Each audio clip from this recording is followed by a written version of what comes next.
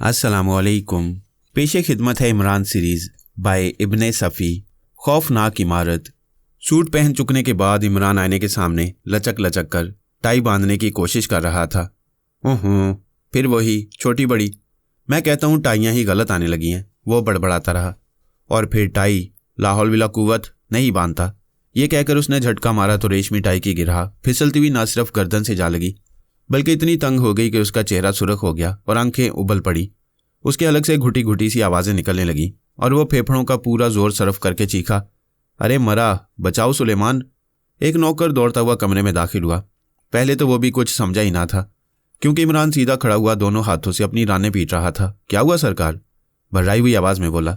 सरकार के बच्चे, मर रहा हूँ। अरे लेकिन मगर अगर। इमरान दांत पीसता हुआ नाचता हुआ बोला, अबे ढीली कर। क्या ढीली करूं? नौकर ने हैरत से कहा। अबे बाबा के कफन की डोरी जल्दी कर। अरे मरा तो ठीक से बताते क्यों नहीं? नौकर भी झुंझला गया। अच्छा बे, तो क्या मैं गलत बता रहा हूं? मैं यानी इमरान MSc PhD क्या गलत बता रहा हूं? अबे कमबख्त, इसे उर्दू में इस्तारा और अंग्रेजी में मुटियाफर कहते हैं। अगर मैं गलत कह रहा हूं तो बाकायदा बहस करने से मरने से पहले यही सही। नौकर ने गौर से देखा तो उसकी नज़र टाई पर पड़ी, जिसकी गिरहा गर्दन में बुरी तरह से फंसी हुई थी और रगें उभरी हुई सी मालूम हो रही थी। दिन में कई बार उसे इस किस्म की हमाकतों का सामना करना पड़ता था। उसने इमरान के गले से टाई खोली। अगर मैं गलत कह रहा था तो ये बात तेरी समझ में कैसे आई? इमरान गरज कर बोला। गलती हुई साहब। फिर वही कहता है, किससे गलती हुई? मुझसे। साबित करो कि तुमसे गलती हुई। इमरान एक सोफे में गिरकर उसे घूरता हुआ बोला। नौकर सर खुजाने लगा। जुएं हैं क्या तुम्हारे सर में? इमरान ने डांट कर पूछा। नहीं तो फिर क्यों खुजा रहे थे? यूं ही। जाहिल, गंवार, ख्वामखा बेतुकी हरकतें करके अपनी एनर्जी बर्बाद करते हो। नौकर खामोश रहा। योंग की साइकोलॉजी पढ़ी है तुमने? इमरान ने पूछा। नौकर ने नफ़ी में सर हिला दिया। योंग की हिज्जे जानते हो? नहीं साहब, नौकर उकता कर बोला। अच्छा याद कर लो, JUNG, योंग। बहुत से जाहिल इसे जंग पढ़ते हैं और कुछ जोंग। जिन्हें काबिलियत का हैजा हो जाता है वह योंग पढ़ने या लिखने लग जाते हैं। फ्रांसीसी में जे जाल की आवाज़ देता है, मगर योंग फ्रांसीसी नहीं था। शाम को मुर्ग खाइएगा या तीतर? नौकर ने पूछा। आधा तीतर आधा बटेर। इमरान झुल्ला कर बोला। हाँ तो मैं अभी कह रहा था। वो खामोश होकर सोचने लगा। आप कह रहे थे कि मसाला इतना भूना जाए कि सुरख हो जाए। नौकर ने संजीदगी से कहा। हाँ, और हमेशा नरम आंच पर भूनो। इमरान बोला। कफगीर को इस तरह देगची में ना हिलाओ कि खनक पैदा हो और पड़ोसियों की राल टपकने लगे। वैसे क्या तुम मुझे बता सकते हो कि मैं कहाँ जाने की तैयारी कर रहा था? आप? नौकर कुछ सोचता हुआ बोला। आप मेरे लिए एक शलवार कमीज का कपड़ा खरीदने जा रहे थे। 20,000 का लट्ठा और कमीज के लिए बोस की। गुड, तुम बहुत काबिल और नमक हलाल नौकर हो। अगर तुम मुझे याद ना दिलाते रहो तो मैं सब कुछ भूल जाऊं। मैं टाई बांधूं सरकार? नौकर ने बड़े प्यार से कहा। बांधो। नौकर टाई बांधते वक्त बड़बड़ाता जा रहा था। 20,000 का लट्ठा और कमीज के लिए बोस की कहिए तो लिख दूं। बहुत ज्यादा अच्छा रहेगा, इमरान ने कहा। टाई बांध चुकने के बाद नौकर ने कागज के एक टुकड़े पर पेंसिल से घसीटकर उसकी तरफ बढ़ा दिया। यूं नहीं, इमरान अपने सीने की तरफ इशारा करके संजीदगी से बोला। इसे यहां पिन कर दो। नौकर ने एक पिन की मदद से उसके सीने पर लगा दिया। अब याद रहेगा, इमरान ने कहा और कमरे से निकल गया। राहदारी तय करके वो ड्राइंग रूम में पहुंचा। यहाँ 3 लड़कियां बैठी थीं। वाह इमरान भाई, उनमें से एक बोली। खूब इंतजार कराया, कपड़े पहनने में इतनी देर लगाती हैं। ओह, तो क्या आप लोग मेरा इंतजार कर रही थी? क्यों, क्या आपने 1 घंटा कबल पिक्चर चलने का वादा नहीं किया था? पिक्चर चलने का? मुझे तो याद नहीं। मैं तो सुलेमान के लिए। इमरान अपने सीने की तरफ इशारा करके बोला। ये क्या? वो लड़की करीब आकर आगे की तरफ झुकती हुई बोली। 20,000 का लट्ठा और बोस की, ये क्या है? इसका मतलब? फिर वो बेतहाशा हंसने लगी। इमरान की बहन सुरैया ने भी उठकर देखा, लेकिन तीसरी बैठी रही। वो शायद सुरैया की कोई नई सहेली थी। ये क्या है? सुरैया ने पूछा। सुलेमान के लिए शलवार कमीज का कपड़ा लेने जा रहा हूँ। लेकिन हमसे वादा क्यों किया था? वो बिगड़ कर बोली। बड़ी मुसीबत है। इमरान गर्दन झटक कर बोला। तुम्हें सच्चा समझूं या सुलेमान को? उसी कमीने को सच्चा समझिए, मैं कौन होती हूँ? सुरैया ने कहा। फिर अपनी सहेलियों की तरफ मुड़कर बोली। अकेले ही चलते हैं। आप साथ गई भी तो शर्मिंदगी होगी। कर बैठेंगे कोई हमाकत। जरा देखिए आप लोग। इमरान रोनी सूरत बनाकर दर्द भरी आवाज में बोला। ये मेरी छोटी बहन है, मुझे अहमक समझती है। सुरैया, मैं बहुत जल्द मर जाऊंगा किसी वक्त। जब भी टाई गलत बन गई और बेचारे सुलेमान को कुछ ना कहो। वो मेरा मोहसिन है, उसने अभी अभी मेरी जान बचाई है। क्या हुआ था? सुरैया की सहेली जमीला ने घबराई हुई आवाज में पूछा। टाई गलत बन गई थी। इमरान इंतहाई संजीदगी से बोला। जमीला हंसने लगी, लेकिन सुरैया जली कट्टी बैठी रही। उसकी नई सहेली मुतहय्यराना अंदाज में इस संजीदा अहमक को घूर रही थी। तुम कहती हो तो मैं पिक्चर चलने को तैयार हूं, इमरान ने कहा, लेकिन वापसी पर मुझे याद दिलाना कि मेरे सीने पर एक कागज़ पिन किया हुआ है। तो क्या यह इसी तरह लगा रहेगा? जमीला ने पूछा। और क्या, मैं तो हरगिज़ ना जाऊंगी, सुरैया ने कहा। नहीं, इमरान भाई के बगैर मज़ा ना आएगा, जमीला ने कहा। जियो, इमरान खुश होकर बोला। मेरा दिल चाहता है कि तुम्हें सुरैया से बदल लूँ। काश तुम मेरी बहन होती। ये नकचड़ी सुरैया मुझे बिल्कुल अच्छी नहीं लगती। आप खुद नकचड़े। आप मुझे कब अच्छे लगते हैं? सुरैया बिगड़ कर बोली। देख रही हो, ये मेरी छोटी बहन है। मैं बताऊं? जमीला संजीदगी से बोली। आप ये कागज़ निकाल कर जेब में रख लीजिए, मैं याद दिला दूंगी। और अगर भूल गई तो? वैसे तो कोई राहगीरी से देखकर मुझे याद दिला देगा, मैं वादा करती हूँ। इमरान ने कागज़ निकाल कर जेब में रख लिया। सुरैया कुछ खिंची खिंची सी नजर आने लगी। वो जैसे ही बाहर निकले एक मोटरसाइकिल पोर्टिको में आकर रुकी, जिस पर एक बावकार और भारी भरकम आदमी बैठा हुआ था। हेलो सुपर फ्याज, इमरान दोनों हाथ बढ़ाकर चीखा। हेलो इमरान, माय लीड, तुम कहीं जा रहे हो? मोटरसाइकिल सवार बोला, फिर लड़कियों की तरफ देखकर कहने लगा, ओह माफ़ कीजिएगा, लेकिन ये काम ज़रूरी है। इमरान जल्दी करो। इमरान उछलकर कैरियर पर बैठा और मोटरसाइकिल फराटे भरती हुई फाटक से गुजर गई। देखा तुमने? सुरैया अपना निचला होंठ चबाकर बोली। ये कौन था? जमीला ने पूछा। महकमा सुराग रसानी का सुपरिंटेंडेंट फ्याज। मगर एक बात मेरी समझ में नहीं आ सकी कि इसे भाईजान जैसे खपती आदमी से क्या दिलचस्पी हो सकती है। ये अक्सर उन्हें अपने साथ ले जाया करते हैं। इमरान भाई दिलचस्प आदमी है, जमीला ने कहा। अरे कम अज़ कम मुझे तो उनकी मौजूदगी में बड़ा लुत्फ आता है। एक पागल दूसरे पागल को अक्लमंद ही समझता है, सुरैया मुंह बिगाड़ कर बोली। मगर मुझे तो पागल नहीं मालूम होते, सुरैया की नई सहेली ने कहा, और उसने करीब करीब ठीक ही बात कही थी। इमरान सूरत से खपती नहीं मालूम होता था। खासा खुशरो और दिलकश नौजवान था। उम्र 27 के लगभग रही होगी। खुश सलीका और सफाई पसंद, तंदुरुस्ती अच्छी और जिस्म वर्जिशी था। मुकामी यूनिवर्सिटी से एमएससी की डिग्री लेकर इंग्लैंड चला गया था और वहां से साइंस में डॉक्टरेट लेकर वापस आया था। उसका बाप रहमान महकमा सुराग रसानी में डायरेक्टर जनरल था। इंग्लैंड से वापसी पर उसके बाप ने कोशिश की थी कि उसे कोई अच्छा सा ओहदा दिला दे, लेकिन इमरान ने परवाह न की। कभी वो कहता कि मैं साइंसी आलात की तजारत करूंगा, कभी कहता कि अपना ज़ाती इंस्टीट्यूट कायम करके साइंस की खिदमत करूंगा।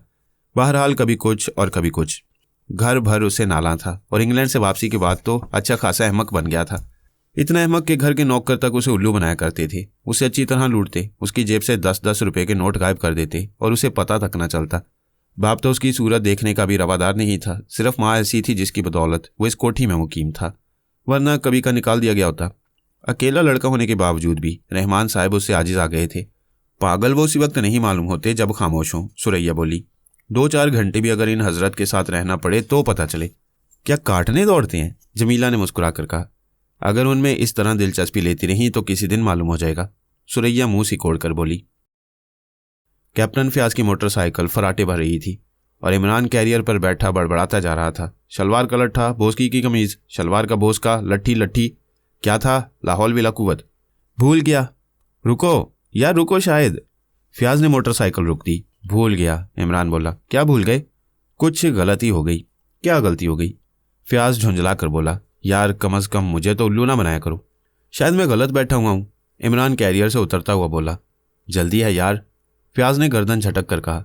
इमरान उसकी पीठ से पीठ मिलाए हुए दूसरी तरफ मुंह करके बैठ गया। ये क्या? फ्याज ने हैरत से कहा।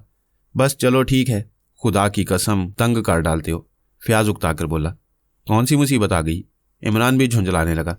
मुझे भी तमाशा बनाओगे? सीधे बैठो ना। तो क्या मैं सर के बल बैठा हुआ हूँ? मान जाओ प्यारे, फ्याज खुश आमदाना लहजे में बोला। लोग हंसेंगे हम पर, ये तो बड़ी अच्छी बात है। मुंह के बल गिरोगे सड़क पर? अगर तकदीर में यही है तो बंदा बेबस व नाचार, इमरान ने दरवेशाना अंदाज में कहा। खुदा समझे तुमसे। फ्याज ने दांत पीसकर मोटरसाइकिल स्टार्ट कर दी। उसका मुंह मगरिब की तरफ था और इमरान का मशरिक की तरफ, और इमरान इस तरह आगे की तरफ झुका हुआ था जैसे वो खुद ही मोटरसाइकिल ड्राइव कर रहा हो। राहगीर उन्हें देख देख कर हंस रहे थे। देखा, याद आ गया ना? इमरान चहक कर बोला। शलवार का लट्ठा और कमीज की बोस्की, मैं पहले ही कह रहा था कि कहीं कोई गलती हो गई है। इमरान तुम मुझे अहमक क्यों समझते हो? फ्याज ने झुंझला कर कहा। कम अज़ कम मेरे सामने तो इस खपतीपन से बाज आ जाया करो। तुम खुद होगे खपती, इमरान बुरा मानकर बोला। आखिर इस ढोंग से क्या फ़ायदा? ढोंग? अरे कमाल कर दिया। ओफो, इस लफ्ज़ ढोंग पर मुझे वो बात याद आई जिसे अब से 1 साल पहले याद आना चाहिए था। फ्याज कुछ ना बोला, मोटरसाइकिल हवा से बातें करती रही। हाँ, इमरान थोड़ी देर बाद बोला। ये मोटरसाइकिल पीछे की तरफ क्यों भाग रही है?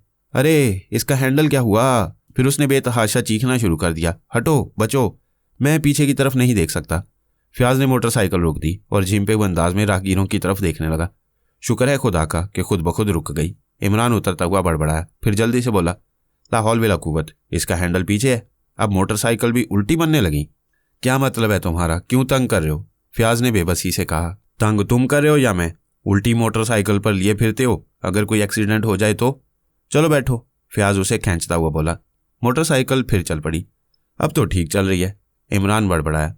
मोटरसाइकिल शहर से निकलकर वीराने की तरफ जा रही थी और इमरान ने अभी तक फयाज से यह भी पूछने की जहमत गवारा नहीं की थी कि वो उसे कहाँ ले जा रहा है।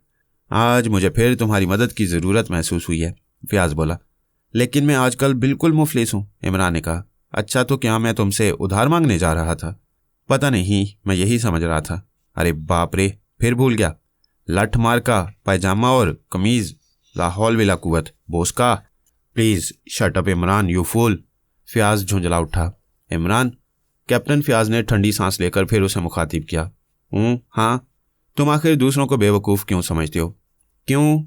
अरे बाप, ये झटके यार, ज़रा चिकनी ज़मीन पर चलाओ। मैं कहता हूँ कि अब ये सारी हमाकतें ख़त्म करके कोई ढंग का काम करो। ढंग लो यार, इस ढंग पर भी कोई बात याद आने की कोशिश करी है?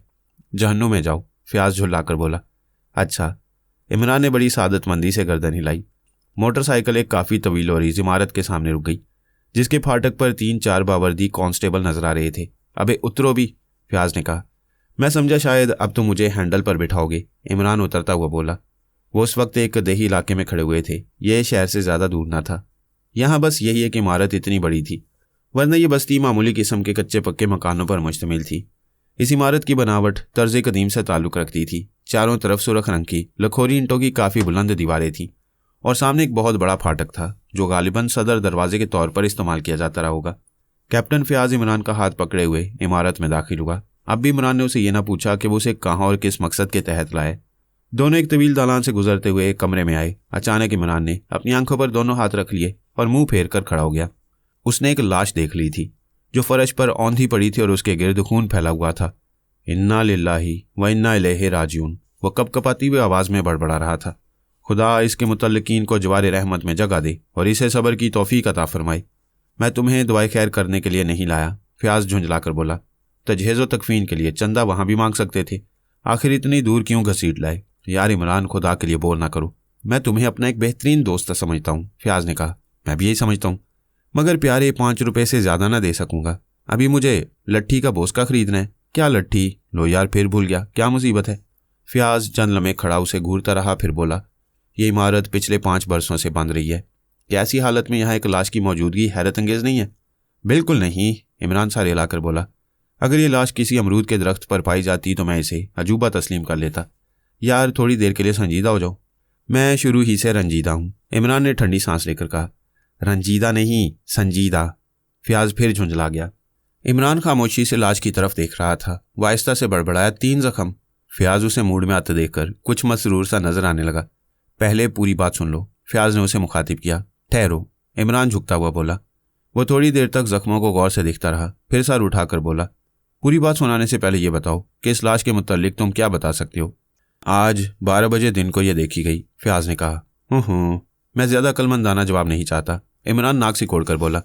मैं ये जानता हूँ कि किसी ने इस पर 3 वार किए हैं। और कुछ? इमरान उसे सवालिया नज़रों से देख रहा था। और क्या? फयाज बोला। मगर शेख चिली दोइम यानी अली इमरान MSc PhD का ख्याल कुछ और है। क्या? सुनकर मुझे उल्लू से ही अहमक बटा 2 समझने लगोगे? अरे यार कुछ बताओ तो सही। अच्छा सुनो, कातिल ने पहला वार किया, फिर पहले जख्म से 5-5 इंच का फासला नापकर दूसरा और तीसरा वार किया, और इस बात का खास ख्याल रखा कि जख्म बिल्कुल सीध में रहे, ना एक सूत इधर ना एक सूत उधर। क्या बकते हो? फयाज बड़बड़ाया। नाप करके देख लो मेरी जान, अगर गलत निकले तो मेरा सर कलम कर देना।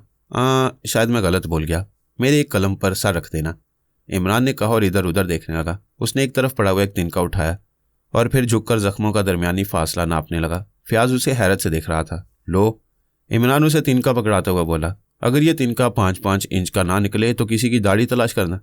मगर इसका मतलब? फयाज कुछ सोचता हुआ बोला, इसका मतलब ये कि कातिल व मकतूल दरअसल आशिक व माशूक थे। इमरान प्यारे ज़रा संजीदगी से, ये तिनका बताता है कि यही बात है, इमरान ने कहा। और उर्दू के पुराने शोरा का भी यही ख्याल है। किसी का भी दीवान उठाकर देख लो, 2-4 शेर इस किस्म के ज़रूर मिल जाएंगे जिनसे मेरे ख्याल की तायीद हो जाए। चलो एक शेर सुन ही लो। मौज आए ना कलाई में कहीं, सख्त जहाँ हम भी बहुत प्यारे। बकवास मत करो, अगर मेरी मदद नहीं करना चाहते तो साफ साफ कह दो। फ़याज़ बिगड़ कर बोला। फासला तुमने नाप लिया, अब तुम ही बताओ कि क्या बात हो सकती है, इमरान ने कहा। फ़याज़ कुछ ना बोला। ज़रा सोचो तो, इमरान फिर बोला। एक आशिक की उर्दू शायरी के मुताबिक अपने महबूब को इस बात की इजाज़त दे सकते हैं कि वो जिस तरह चाहे उसे कत्ल करे, कीमा बनाकर रख दे या नाप नाप कर सलीके से ज़ख्म लगाए। यह ज़ख्म बदहवासी का नतीजा भी नहीं, लाश की हालत भी ये नहीं बताती कि मरने से पहले मकतूल को किसी से जिद्दोजहद करनी पड़ी हो। बस ऐसा मालूम होता है जैसे चुपचाप लेटकर उसने कहा जो मजाज यार में आए। पुरानी शायरी और हकीकत में क्या लगा हुआ है, फ़याज़ ने पूछा। पता नहीं, इमरान पुरख्याल अंदाज में सर हिलाकर बोला। वैसे अब तुम मेरी पूरी गज़ल सुना सकती हो। मक्ता मैं अर्ज़ कर दूंगा। फ़याज़ थोड़ी देर खामोश रहा, फिर बोला। ये इमारत तकरीबन 5 साल से खाली रही है। वैसे हर जुमेरात को सिर्फ चंद घंटों के लिए इसे खोला जाता है। क्यों? यहाँ दरअसल एक कब्र है जिसके मुतल्लिक मशहूर है कि वो किसी शहीद की है। चुनाचे हर जुमेरात को एक शख्स इसे खोलकर कब्र की जारूब कशी करता है। चढ़ावे वगैरह चढ़ते होंगे, इमरान ने पूछा। नहीं, ऐसी कोई बात नहीं। जिन लोगों का ये मकान है वो शहर में रहते हैं और उनसे मेरे करीबी ताल्लुकात हैं। उन्होंने एक आदमी इसलिए रख छोड़ा है कि वो हर जुमेरात को कब्र की देखभाल कर लिया करे। यहाँ ज़्यादा भीड़ नहीं होती। बहरहाल आज दोपहर को जब वो यहाँ आया तो उसने ये लाश देखी। ताला बंद था, इमरान ने पूछा। हाँ, और वो यकीन के साथ कह सकता है कि कुंजी एक लम्हे के लिए भी नहीं खोई। और फिर यहाँ इस किस्म के निशानात नहीं मिल सके जिसकी बिना पर कहा जा सकता कि कोई दीवार फलांग कर अंदर आए। तो फिर यह लाश आसमान से टपकी होगी, इमरान ने संजीदगी से कहा। बेहतर तो यह है कि तुम इसी शहीद की मदद तलब करो जिसकी कब्र। फिर बहकने लगे। फ़याज़ बोला। इस इमारत के मालिक कौन है और कैसे हैं, इमरान ने पूछा। वैसे मेरे पड़ोस वाले जज साहब, फ़याज़ बोला। हाय, वही जज साहब? इमरान अपने सीने पर हाथ मारकर होंठ चाटने लगा। हाँ वही यार, संजीदगी से, खुदा के लिए। तब मैं तुम्हारी कोई मदद नहीं कर सकता, इमरान मायूसाना अंदाज में सर हिलाकर बोला। क्यों? तुमने मेरी मदद नहीं की? मैंने? फ़याज़ ने हैरत से कहा। मैं नहीं समझा। खुद गर्ज हो ना, भला तुम मेरे काम क्यों आने लगे? अरे तो बताओ ना, मैं वाकई नहीं समझा। कब से कह रहा हूँ कि अपने पड़ोसी जज साहब की लड़की से मेरी शादी करा दो। बको मत, हर वक्त बेतुकी बातें। मैं संजीदगी से कह रहा हूँ, इमरान ने कहा। अगर संजीदगी से कह रहे हो तो शायद तुम अंधे हो। क्यों? उस लड़की की एक आंख नहीं है, इसीलिए तो मैं उससे शादी करना चाहता हूँ। वो मुझे और मेरे कुत्तों को एक नज़र से देखेगी। यार खुदा के लिए संजीदा हो जाओ, पहले तुम वादा करो, इमरान बोला। अच्छा बाबा, मैं उनसे कहूँगा। बहुत बहुत शुक्रिया। मुझे सचमुच उस लड़की से कुछ हो गया है। क्या कहते हैं उसे? लो यार, भूल गया। हालांकि कुछ देर पहले उसी का तज़किरा था। चलो छोड़ो, काम की बातें करो। नहीं, उसे याद ही आ जाने दो, वरना मुझ पर हिस्टीरिया का दौरा पड़ जाएगा। इश्क, फ़याज़ मुंह बनाकर बोला। जियो, शाबाश, इमरान ने उसकी पीठ ठोंकते हुए कहा। खुदा तुम्हारी मादा को सलामत रखे। अच्छा अब ये बताओ कि लाश की शनाख्त हो गई या नहीं? नहीं, ना तो वो इस इलाके का बाशिंदा और ना जज साहब के ख़ानदान वाले इससे वाकिफ़ हैं। यानी किसी ने इसे नहीं पहचाना? नहीं। इसके पास कोई ऐसी चीज़ मिली या नहीं जिससे इसकी शख्सियत पर रोशनी पड़ सके? कोई नहीं, मगर ठहरो। फ़याज़ एक मेज़ की तरफ बढ़ता हुआ बोला। वापसी पर इसके हाथ में चमड़े का थैला था। ये थैला हमें लाश के करीब पड़ा मिला था, फ़याज़ ने कहा। इमरान थैला उसके हाथ से लेकर अंदर की चीज़ों का जायज़ा लेने लगा। किसी बढ़ई के औजार, उसने कहा। अगर ये मकतूल ही के हैं तो वैसे इस शख्स की ज़ाहिरी हालत अच्छी नहीं, लेकिन फिर भी ये बढ़ई नहीं मालूम होता। क्यों? इसके हाथ बड़े मुलायम हैं और हथेलियों में खुरदरापन नहीं है। ये हाथ तो किसी मुसव्विर या रंगसाज के ही हो सकती हैं, इमरान बोला। अभी तक तुमने कोई बात नहीं बताई, फ़याज़ ने कहा। एक अहमक आदमी से इससे ज़्यादा की तवक्को रखना अक्लमंदी नहीं, इमरान हंसकर बोला। इसके ज़ख्मों ने मुझे उलझन में डाल दिया है, फ़याज़ ने कहा। अगर तुमने मेरे ज़ख्मों पर मरहम रखा तो मैं इन ज़ख्मों को भी देख लूँगा। क्या मतलब? जज साहिब की लड़की, इमरान इस तरह बोला जैसे उसे कुछ याद आ गया हो। इस मकान की एक कुंजी जज साहब के पास ज़रूर रहती होगी। हाँ, एक उनके पास भी है या थी? ये तो मैंने नहीं पूछा। खैर फिर पूछ लेना। अब लाश को उठाओ, पोस्टमार्टम के सिलसिले में ज़ख्मों की गहराइयों का खास ख्याल रखा जाए। क्यों? अगर ज़ख्मों की गहराइयाँ भी एक दूसरी के बराबर हुई तो समझ लेना कि यह शहीद मर्द साहब की हरकत है। क्यों फजूल बकवास कर रहे हो? जो कह रहा हूँ उस पर अमल करने का इरादा हो तो अली इमरान MSc PhD की खिदमत हासिल करना, वरना कोई क्या नहीं। ज़रा बताओ तो मैं कौन सा लफ्ज़ भूल रहा हूँ? ज़रूरत, फ़याज़ बुरा समूह बनाकर बोला। जीते रहो वरना कोई ज़रूरत नहीं। तुम्हारी हदायत पर अमल किया जाएगा। और कुछ? और ये कि मैं पूरी इमारत देखना चाहता हूँ, इमरान ने कहा। पूरी इमारत का चक्कर लगा लेने के बाद वो फिर उसी कमरे में लौट आए। हाँ भाई, जज साहब से ज़रा ये भी पूछ लेना कि उन्होंने सिर्फ इसी कमरे की हैयत बदलने की कोशिश क्यों कर डाली, जबकि पूरी इमारत उसी पुराने ढंग पर रहने दी गई। कहीं भी दीवार पर प्लास्टर नहीं दिखाई दिया, लेकिन यहाँ है। पूछ लूँगा। और कुंजी के मुतल्लिक भी पूछ लेना। और अगर वो महबूबा यकचशम मिल जाए तो उससे कहना कि तेरे नीम कश को कोई मेरे दिल से पूछे। शायद गालिब की महबूबा भी एक ही आंख रखती थी, क्योंकि तीरे नीम कश इकलौती आंख का हो सकता है। तो इस वक्त और कुछ नहीं बताओगे? फयाज ने कहा। यार बड़े एहसान फरोश हो। फरोश? शायद मैं फिर कुछ भूल गया कि कौन सा लफ्ज़ है। फरामोश। जियो। हाँ तो बड़े एहसान फरामोश हो। इतनी देर से बकवास कर रहा हूँ और तुम कहते हो कुछ बताया ही नहीं।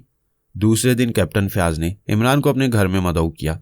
हालांकि कई बार के तजुर्बात ने यह बात साबित कर दी थी कि इमरान वो नहीं है जो जाहिर करता है, ना वो अहमक है और ना खपती।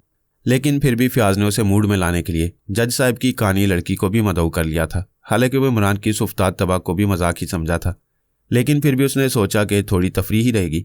फयाज की बीवी भी इमरान से अच्छी तरह वाकिफ थी, और जब फयाज ने उसे उसके इश्क की दास्तान सुनाई तो हंसते हंसते उसका बुरा हाल हो गया।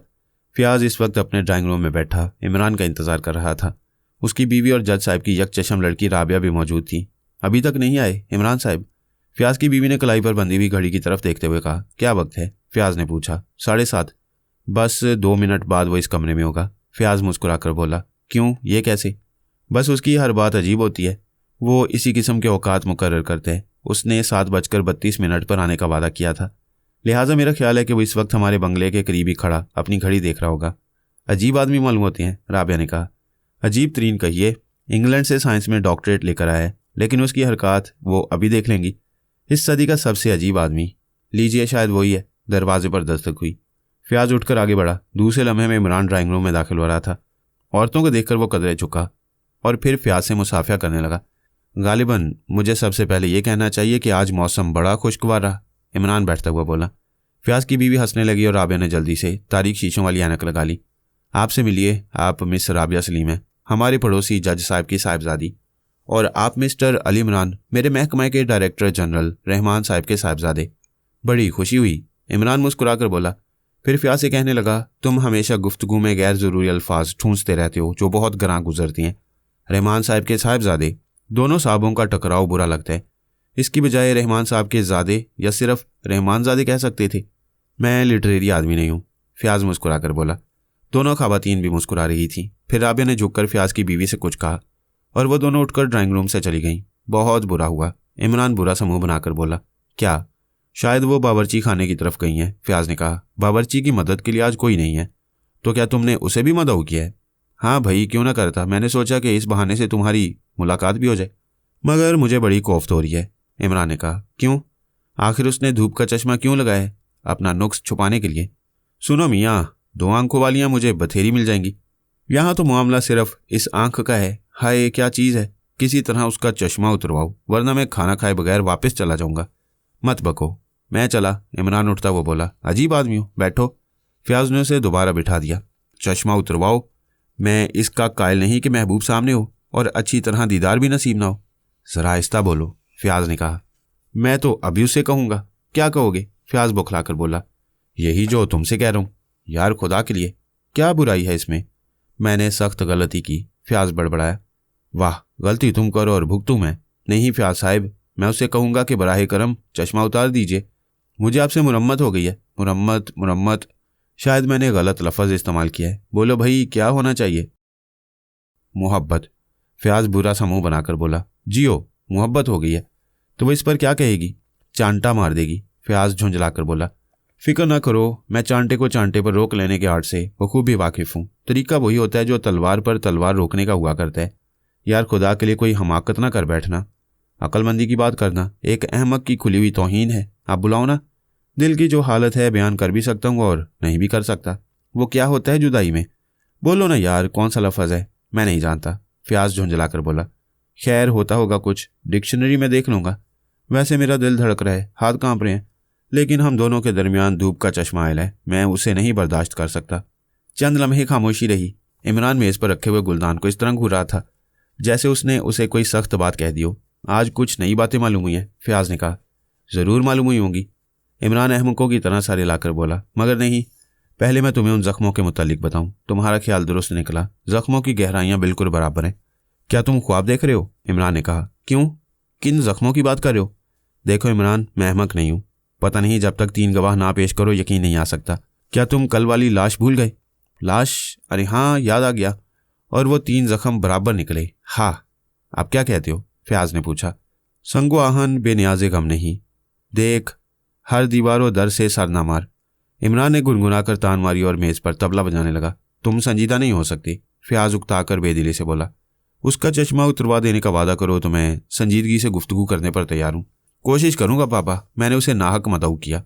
दूसरी बात यह कि खाने में कितनी देर है? शायद आधा घंटा। वो एक नौकर बीमार हो गया है। खैर, हाँ, जज साहब से क्या बातें हुई? वही बताने जा रहा था। कुंजी उसके पास मौजूद है। और दूसरी बात यह कि वह इमारत उन्हें अपने ख़ानदानी तरके में नहीं मिली थी। फिर? इमरान तवज्जो और दिलचस्पी से सुन रहा था। वो दरअसल उनके एक दोस्त की मलकियत थी और उस दोस्त ने ही इसे खरीदा था। उनकी दोस्ती बहुत पुरानी थी, लेकिन फ़िक्र मुआश ने उन्हें एक दूसरे से जुदा कर दिया। आज से 5 साल कबल अचानक जज साहब को उसका एक ख़त मिला जो इसी इमारत से लिखा गया था। उसने लिखा था कि उसकी हालत बहुत ख़राब है और शायद वो जिंदा न रह सके, लिहाजा वो मरने से पहले उनसे बहुत अहम बात कहना चाहते हैं। तकरीबन 15 साल बाद जज साहब को उस दोस्त के मुतल्लिक कुछ मालूम हुआ था। उनका वहाँ पहुँचना ज़रूरी था। बहरहाल वो वक्त पर ना पहुँच सके। उनके दोस्त का इंतकाल हो चुका था। मालूम हुआ कि वहाँ तन्हा ही रहता था। हाँ, तो जज साहब को बाद में मालूम हुआ कि मरने वाले ने वो इमारत कानूनी तौर पर जज साहब की तरफ मुंतकिल कर दी थी, लेकिन ये नहीं मालूम हो सका कि वो उनसे क्या कहना चाहता था। इमरान थोड़ी देर तक कुछ सोचता रहा, फिर बोला, हाँ, और उस कमरे के प्लास्टर के मुतल्लिक पूछा? जज साहब ने उससे लाइल्मी ज़ाहिर की। अलबत्ता उन्होंने ये बताया कि उनके दोस्त की मौत उसी कमरे में वाक़ हुई थी। कत्ल? इमरान ने पूछा। नहीं, कुदरती मौत। गांव वालों के बयान के मुताबिक वो अरसा से बीमार था। उसने इस इमारत को किससे ख़रीदा था? इमरान ने पूछा। आखिर इससे क्या बहस? तुम इमारत के पीछे क्यों पड़ गए हो? महबूबा यकचशम के वालिद बुजुर्गवार से ये भी पूछो। ज़रा आहिस्ता, अजीब आदमी हो, अगर उसने सुन लिया तो? सुनने दो, अभी मैं उसे अपने दिल की हालत बयान करूंगा। यार इमरान, खुदा के लिए कैसे आदमी हो तुम? फजूल बातें मत करो, इमरान बोला। ज़रा जज साहब से वो कुंजी मांग लो। ओह, क्या अभी? अभी और इसी वक्त। फयाज उठकर चला गया। उसके जाती वो दोनों खवातीन ड्राइंग रूम में दाखिल हुई। कहाँ गए? फयाज की बीवी ने पूछा। शराब पीने। इमरान ने बड़ी संजीदगी से कहा। क्या? फयाज की बीवी मुंह फाड़कर बोली, फिर हंसने लगी। खाना खाने से पहले हमेशा थोड़ी सी पीते हैं, इमरान ने कहा। आपको गलत फहमी हुई है, वो एक टॉनिक है। टॉनिक की खाली बोतल में शराब रखना मुश्किल नहीं। लड़ाना चाहते हैं आप? फयाज की बीवी हंस पड़ी। क्या आपकी आंखों में कुछ तकलीफ है? इमरान ने राबिया को मुखातिब किया। जी जी जी नहीं। राबिया नर्वस नजर आने लगी। कुछ नहीं, फयाज की बीवी जल्दी से बोली। आदत है, तेज़ रोशनी बर्दाश्त नहीं होती इसलिए चश्मा। ओह अच्छा, इमरान बड़बड़ाया। मैं अभी क्या सोच रहा था, आप गालिबन ये सोच रहे थे कि फयाज की बीवी बड़ी फोहड़ है, अभी तक खाना भी नहीं तैयार हो सका। नहीं, ये बात नहीं, मेरे साथ बहुत बड़ी मुसीबत यह है कि मैं बड़ी जल्दी भूल जाता हूँ। सोचते सोचते भूल जाता हूँ कि क्या सोच रहा था। हो सकता है मैं अब ये भूल जाऊँ कि आप कौन है और मैं कौन हूँ। मेरे घर वाले मुझे हर वक्त टोकते रहते हैं। मुझे मालूम है, फयाज की बीवी मुस्कुराई। मतलब ये कि अगर मुझसे कोई हमाकत सरजद हो तो बिला तकल्लुफ़ टोक दीजिएगा। अब ये गुफ्तगू हो ही रही थी कि फयाज वापस आ गया। खाने में कितनी देर है? उसने अपनी बीवी से पूछा। बस ज़रा सी। फयाज ने कुंजी का कोई तज़किरा नहीं किया और इमरान के अंदाज से भी ऐसा मालूम हो रहा था जैसे वह भूल ही गया हो कि उसने फयाज को कहाँ भेजा था। थोड़ी देर बाद खाना आ गया। खाने के दौरान में इमरान की आंखों से आंसू बह रहे थे। सबने देखा लेकिन किसी ने पूछा नहीं। खुद फयाज जो इमरान की रग रग से वाकिफ़ होने का दावा रखता था, कुछ ना समझ सका। फयाज की बीवी और राबिया तो बार बार कनखियों से उसे देख रही थी। आंसू किसी तरह रुकने का नाम ही ना लेते थे। खुद इमरान के अंदाज से ऐसा मालूम हो रहा था जैसे उसे भी ना आंसू का इल्म ना हो। आखिर फयाज की बीवी से ज़ब्त ना हो सका और वह पूछी बैठी, क्या किसी चीज़ में मिर्चें ज़्यादा हैं? जी नहीं। नहीं तो फिर ये आंसू क्यों बह रहे हैं? आंसू कहाँ? इमरान अपने चेहरे पर हाथ फेरता हुआ बोला। ला हौल बिला कुव्वत। शायद वही बात हो, मुझे कतई एहसास नहीं हुआ। क्या बात? फयाज ने पूछा। दरअसल मुर्गे मुसल्लम को देखकर मुझे अपने एक अजीज़ की मौत याद आ गई थी। क्या? मुर्गे मुसल्लम देखकर? फयाज की बीवी हैरत से बोली। जी हाँ। भला मुर्गे मुसल्लम देखकर क्यों? दरअसल जहन में दोज़ख का तस्वुर था। मुर्गे मुसल्लम देखकर आदमी मुस्लिम का ख्याल आ गया। मेरे उन अजीज़ का नाम असलम है, मुस्लिम पर असलम आ गया। फिर उनकी मौत का ख्याल आया। फिर सोचा कि अगर वो दोज़ख में फेंके गए तो असलम मुसल्लम माज़ल्ला अजीब आदमी हो, फ़याज़ झुंझलाकर बोला। जज साहब की लड़की राबिया बेतहाशा हंस रही थी। कब इंतकाल हुआ उनका? फ़याज़ की बीवी ने पूछा। अभी तो नहीं हुआ, इमरान ने सादगी से कहा और खाने में मशगूल हो गया।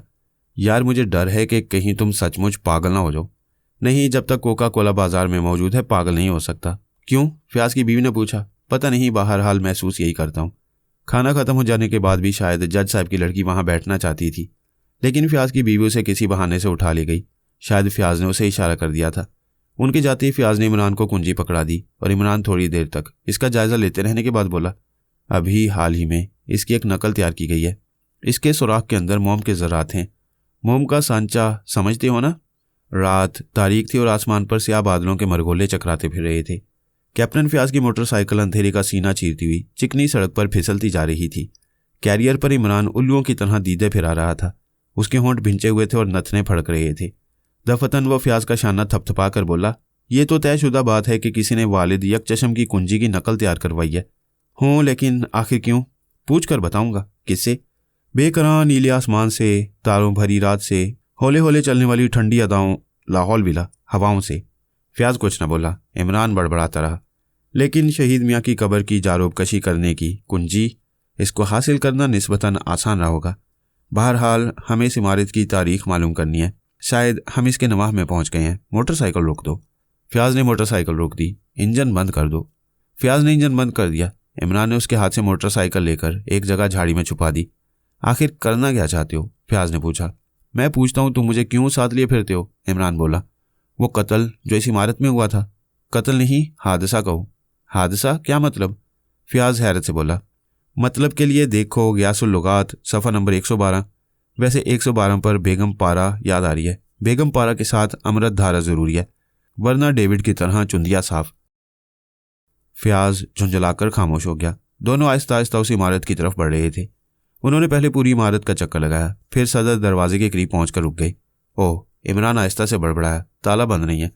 कैसे देख लिया तुमने? मुझे तो सुझाई नहीं देता, फ़याज़ ने कहा। तुम उल्लू नहीं हो, इमरान बोला। चलो इधर से हट जाओ। दोनों वहां से हटकर फिर मकान की पुश्त पर आए। इमरान ऊपर की तरफ देख रहा था। दीवार काफ़ी ऊंची थी। उसने जेब से टॉर्च निकाली और दीवार पर रोशनी डालने लगा। मेरा बोझ संभाल सकोगे? उसने फ़याज़ से पूछा। मैं नहीं समझा। तुम्हें समझाने के लिए तो बाकायदा ब्लैक बोर्ड और चॉक स्टिक चाहिए। मतलब यह कि मैं ऊपर जाना चाहता हूँ। क्यों? क्या ये समझते हो कि कोई अंदर मौजूद है? फ़याज़ ने कहा।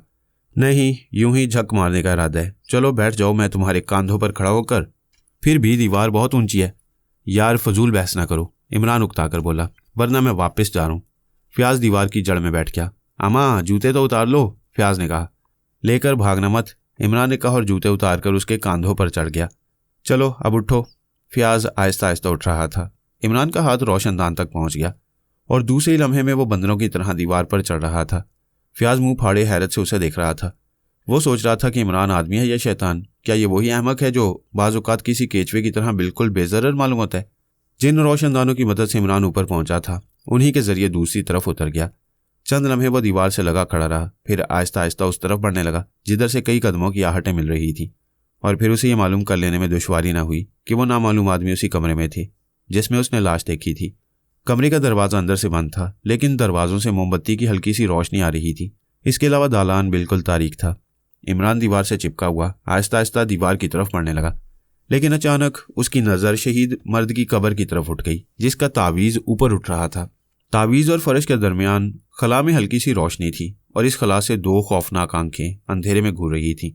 इमरान सहम कर रुक गया। वो आंखें फाड़े कब्र की तरफ देख रहा था। अचानक कब्र से एक चीख बुलंद हुई। चीख थी या कोई ऐसी बंदरिया की आवाज़ जिसकी गर्दन किसी कुत्ते ने दबोच ली हो। इमरान झपट कर बराबर वाले कमरे में घुस गया। वो जानता था कि इस चीख का रद्द-ए-अमल दूसरे कमरे वालों पर होगा।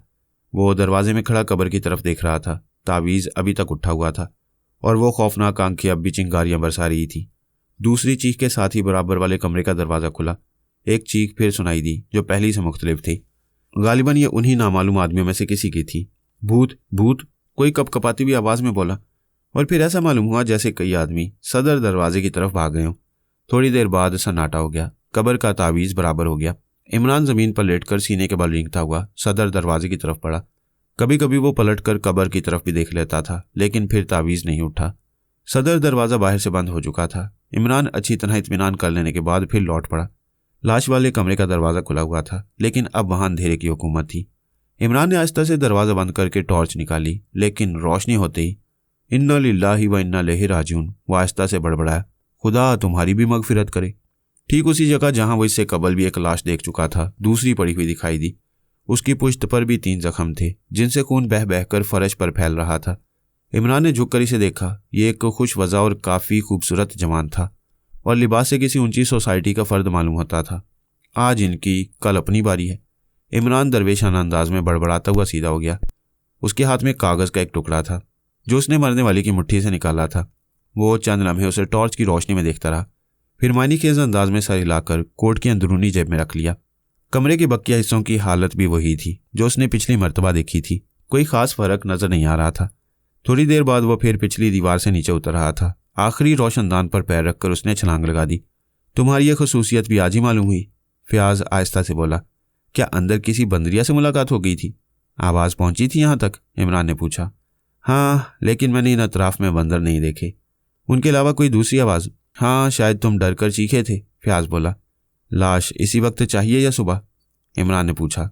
लाश? फयाज उछल पड़ा। क्या कहते हो? कैसी लाश? किसी शायर ने 2 गज़ला अर्ज कर दिया। ए दुनिया के अक्लमंद तरीन अहमक, साफ साफ कहो, फयाज झुंझला कर बोला। एक दूसरी लाश, 3 जख्म, जख्मों का फासला 5 इंच। पोस्टमार्टम की रिपोर्ट के मुताबिक उनकी गहराई भी यकसा निकलेगी। यार बेवकूफ़ मत बनाओ, फयाज आजी से बोला।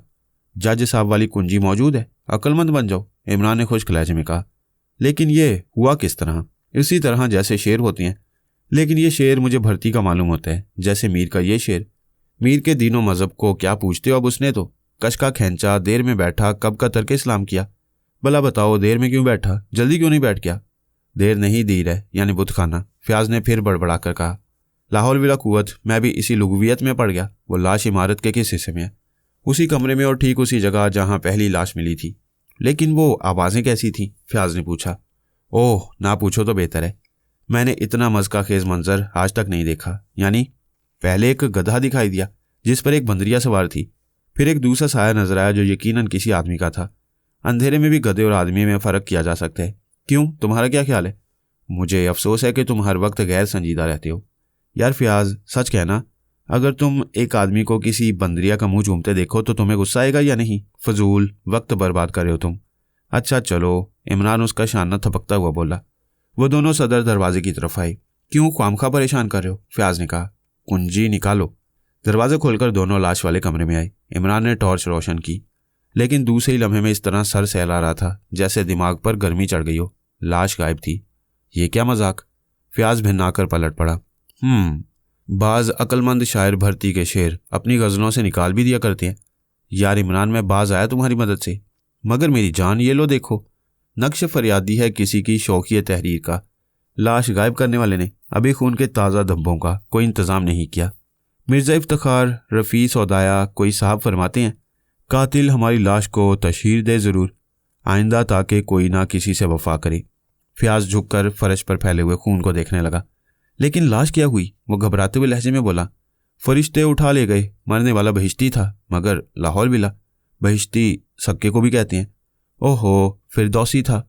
लेकिन फिरदौसी तो महमूद गजनवी की जिंदगी में ही मर गया था। फिर क्या कहेंगे भाई, बोलो ना। यार भेजा मत चाटो, उलझन बताओ जल्दी, क्या कहेंगे? सर चकरा रहा है, दौरा पड़ जाएगा। जन्नती कहेंगे। इमरान, तुमसे खुदा समझे। जियो। हाँ तो मरने वाला जन्नती था, और क्या कह रहा था मैं? तुम यहीं रुके क्यों नहीं रहे? फयाज बिगड़ कर बोला। मुझे आवाज़ दे ली होती।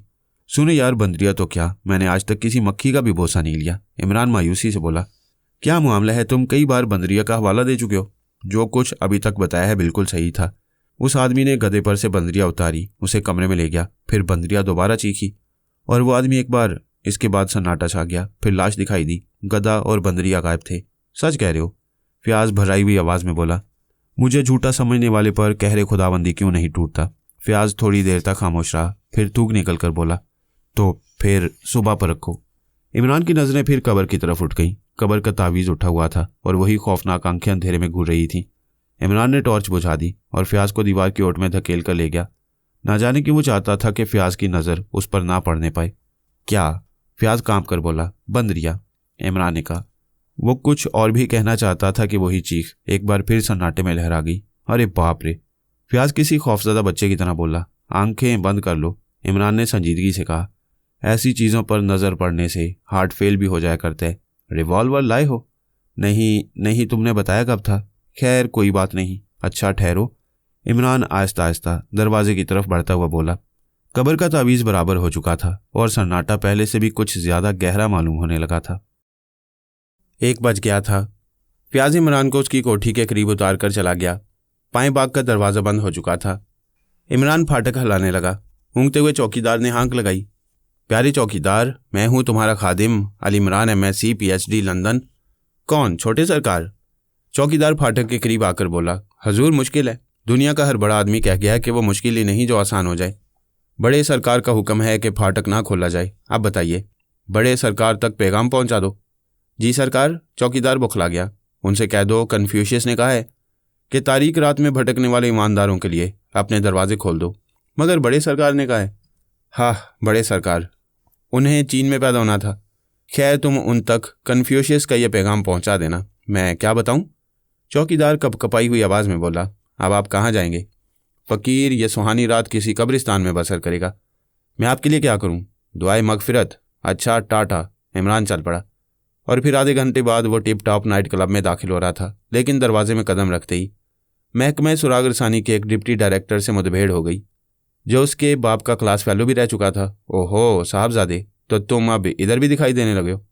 जी हाँ, अक्सर फ्लैश खेलने के लिए चलाता हूँ। इमरान ने सर झुकाकर बड़ी सादतमंदी से कहा। फ्लैश? तो क्या अब फ्लैश भी? जी हाँ, कभी कभी नशे में दिल चाहता है। ओह, तो क्या शराब भी पीने लगे हो? वो क्या अर्ज़ करूँ, कसम ले लीजिए जो कभी तन्हा पियो। अक्सर शराबी तवाइफें भी मिल जाती हैं जो पिलाए बगैर मानती ही नहीं। लाहौल विला कुव्वत। तो तुम आजकल रहमान साहब का नाम उछाल रहे हो। अब आप ही फरमाइए। इमरान मायूसी से बोला। जब कोई शरीफ लड़की ना मिले तो क्या किया जाए? वैसे कसम ले लीजिए, जब कोई मिल जाती है तो मैं तवाइफों पर लानत भेजकर खुदा का शुक्र अदा करता हूँ। शायद रहमान साहब को इसकी इतला नहीं। खैर, अगर उनसे मुलाकात हो तो कन्फ्यूशियस का ये कौल दोहरा दीजिएगा कि जब किसी ईमानदार को अपनी ही छत के नीचे पनाह नहीं मिलती तो वह तारीक गलियों में भौंकने वाले कुत्तों से साजबाज कर लेता है। डिप्टी डायरेक्टर उसे घूरता हुआ बाहर चला गया। इमरान ने सीटी बजाने वाले अंदाज में होंठ सिकोड़कर हाल का जायजा लिया। उसकी नज़रें एक मेज़ पर रुक गईं, जहां एक खूबसूरत औरत अपने सामने पोर्ट की बोतल रखे बैठी सिगरेट पी रही थी। गिलास आधे से ज़्यादा खाली था।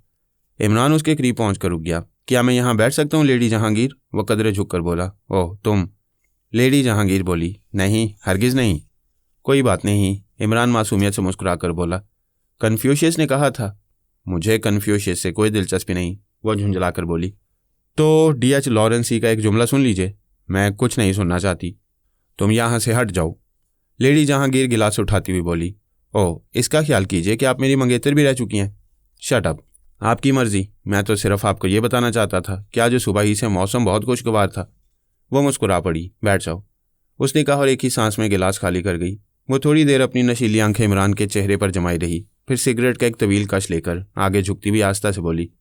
मैं अब भी तुम्हारी हूँ। मगर सर जहांगीर, इमरान मायूसी से बोला। दफन करो उसे। हाँ, तो क्या मर गए? इमरान घबरा कर उठ खड़ा हुआ।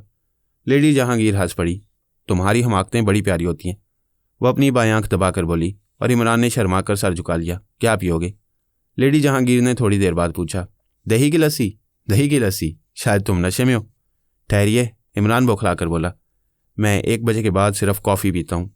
6 बजे शाम से 12 बजे रात तक रम पीता हूँ। रम? लेडी जहांगीर मुंह से कोड़कर बोली। तुम अपने टेस्ट के आदमी नहीं मालूम होते। रम तो सिर्फ गंवार पीते हैं। नशे में यह भूल जाता हूँ कि मैं गंवार नहीं हूँ। तुम आजकल क्या कर रहे हो? सब्र, इमरान ने तवील सांस लेकर कहा। तुम जिंदगी के किसी हिस्से में भी संजीदा नहीं हो सकती, लेडी जहांगीर मुस्कुराकर बोली। आप भी यही समझती हैं? इमरान की आवाज़ हद दर्जा दर्दनाक हो गई। आखिर मुझ में कौन से कीड़े पड़े हुए थे कि तुमने शादी से इनकार कर दिया था? लेडी जहांगीर ने कहा। मैंने कब इनकार किया था? इमरान रोनी सूरत बनाकर बोला। मैंने तो आपके वालिद साहब को सिर्फ 2-3 शेर सुनाए थे। मुझे क्या मालूम था कि उन्हें शेर व शायरी से दिलचस्पी नहीं, वरना मैं नसर में गुफ्तगू करता। वालिद साहब की राय है कि तुम परले सिरे के अहमक और बदतमीज़ हो, लेडी जहांगीर ने कहा। और चूंकि सर जहांगीर उनके हम उम्र हैं, लिहाजा शटअप, लेडी जहांगीर भिन्न आकर बोली। बहरहाल मैं यूं ही तड़प तड़प कर मर जाऊंगा। इमरान की आवाज़ फिर दर्दनाक हो गई। लेडी जहांगीर उसका बगौर चेहरा देख रही थी। क्या वाकई तुम्हें अफसोस है? उसने आहिस्ता से पूछा। ये तुम पूछ रही हो, और वो भी इस तरह जैसे तुम्हें मेरे बयान पर शुबा हो। इमरान की आंखों में ना सिर्फ आंसू छलक आए बल्कि बहने भी लगे।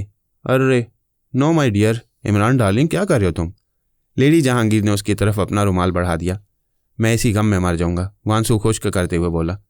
नहीं, तुम्हें शादी कर लेनी चाहिए, लेडी जहांगीर ने कहा। और मैं तो हमेशा तुम्हारी ही रहूंगी। वो दूसरा गिलास लबरेज कर रही थी। सब यही कहते हैं, कई जगह से रिश्ते भी आ चुके हैं। कई दिन हुए जस्टिस फारूक की लड़की का रिश्ता आया था, घर वालों ने इनकार कर दिया, लेकिन मुझे वो रिश्ता कुछ कुछ पसंद है। पसंद है?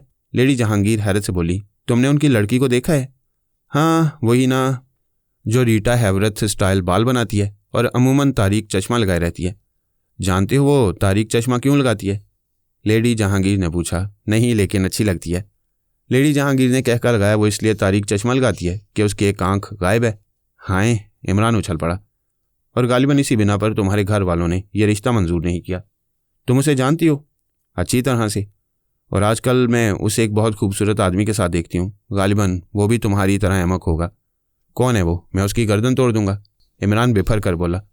फिर अचानक चौंक कर खुद ही बड़बड़ाने लगा। लाहौल बिला कुव्वत, मुझे भला क्या मतलब? बड़ी हैरत अंगेज बात है कि एक इंतहाई खूबसूरत नौजवान एक कानी लड़की से शादी करे। वाकई वो दुनिया का 8वां अजूबा होगा, इमरान ने कहा। क्या मैं उसे जानता हूँ? पता नहीं, कम अज़ कम मैं तो नहीं जानती, और जिसे मैं ना जानती हूँ वह शहर के किसी आला खानदान का फ़र्द नहीं हो सकता। कब से देख रही हो उसे? यही कोई 15-20 दिन से। क्या वो यहाँ भी आते हैं? नहीं, मैंने उन्हें कैफ़े कामीनों में अक्सर देखा है। मिर्ज़ा गालिब ने ठीक ही कहा है। नाला सरमाया या कालम व आलम कफ़े खाक, आसमान बैज़ा कमरी नज़र आता है मुझे। मतलब क्या हुआ? लेडी जहांगीर ने पूछा। पता नहीं, इमरान ने बड़ी मासूमियत से कहा और पुरख्याल अंदाज में मेज़ पर तबला बजाने लगा। सुबह तक बारिश ज़रूर होगी, लेडी जहांगीर अंगड़ाई लेकर बोली। सर जहांगीर आज नज़र नहीं आते, इमरान ने कहा। 1 माह के लिए बाहर गए हुए? गुड, इमरान मुस्कुराकर बोला। क्यों? लेडी जहांगीर उसे मायनेखेज नज़रों से देखने लगी। कुछ नहीं, कन्फ्यूशियस ने कहा है। बोर मत करो, लेडी जहांगीर चिढ़कर बोली। वैसे ही बाय द वे, क्या तुम्हारा रात भर का प्रोग्राम है? नहीं, ऐसा तो नहीं। क्यों? मैं कहीं तन्हाई में बैठकर रोना चाहता हूँ। तुम बिल्कुल गधे हो, बल्कि गधे से भी बदतर। मैं भी यही महसूस करता हूँ। क्या तुम मुझे अपनी छत के नीचे रोने का मौका दोगी? कन्फ्यूशियस ने कहा है। Imran please shut up. Lady Jahangir, मैं एक लंडोरे मुर्ग की तरह उदास हूँ। चलो उठो, लेकिन अपने कन्फ्यूशियस को यहीं छोड़ दो। बोरियत मुझसे बर्दाश्त नहीं होती। तकरीबन आधे घंटे बाद इमरान लेडी जहांगीर की ख्वाबगाह में खड़ा उसे आंखें फाड़ फाड़ कर देख रहा था। लेडी जहांगीर के जिस्म पर सिर्फ शब ख्वाबी का लिबास था। वो अंगड़ाई लेकर मुस्कुराने लगी। क्या सोच रहे हो? उसने भराई हुई आवाज़ में पूछा। मैं सोच रहा था कि आखिर किसी मुसल्लस के 3 जावियों का मजमुआ 2 जाविया कायमा के बराबर क्यों होता है? फिर बकवास शुरू कर दी तुमने। लेडी जहांगीर की नशीली आंखों में झिल्लाहट नजर आने लगी। माय डियर लेडी जहांगीर, अगर मैं ये साबित कर दूं कि जाविया कायमा कोई चीज़ ही नहीं है तो दुनिया का बहुत बड़ा आदमी हो सकता हूँ। जहन्नुम में जा सकती हो। लेडी जहांगीर बुरा समूह बनाकर बड़बड़ाई। जहन्नुम? क्या तुम्हें जहन्नुम पर यकीन है?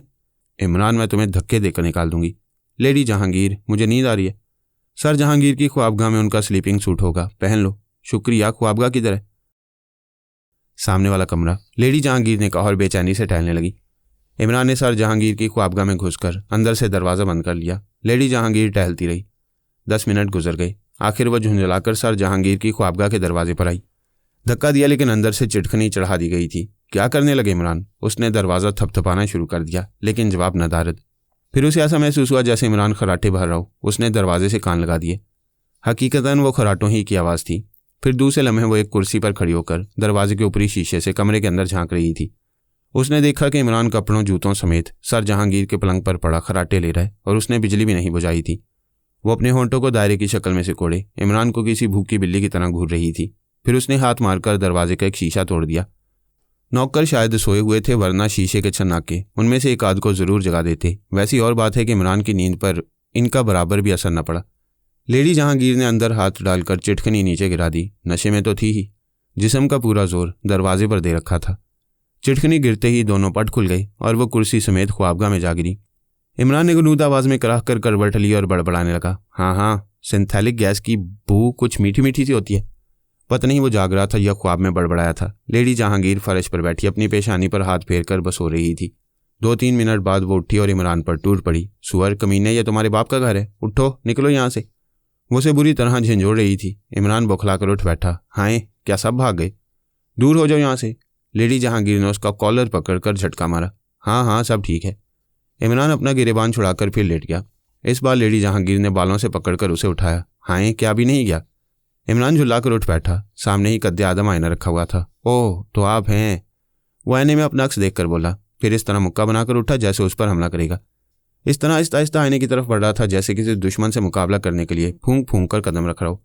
फिर अचानक सामने से हटकर एक किनारे पर चलने लगा। आईने के करीब पहुंचकर दीवार से लगकर खड़ा हो गया, लेडी जहांगीर की तरफ देखकर। इस तरह होंठों पर उंगली रख ली जैसे वो आईने के करीब नहीं बल्कि किसी दरवाजे से लगा खड़ा हो, और इस बात का मुंतजिर हो कि जैसे ही दुश्मन दरवाजे में कदम रखेगा वो उस पर हमला कर बैठेगा।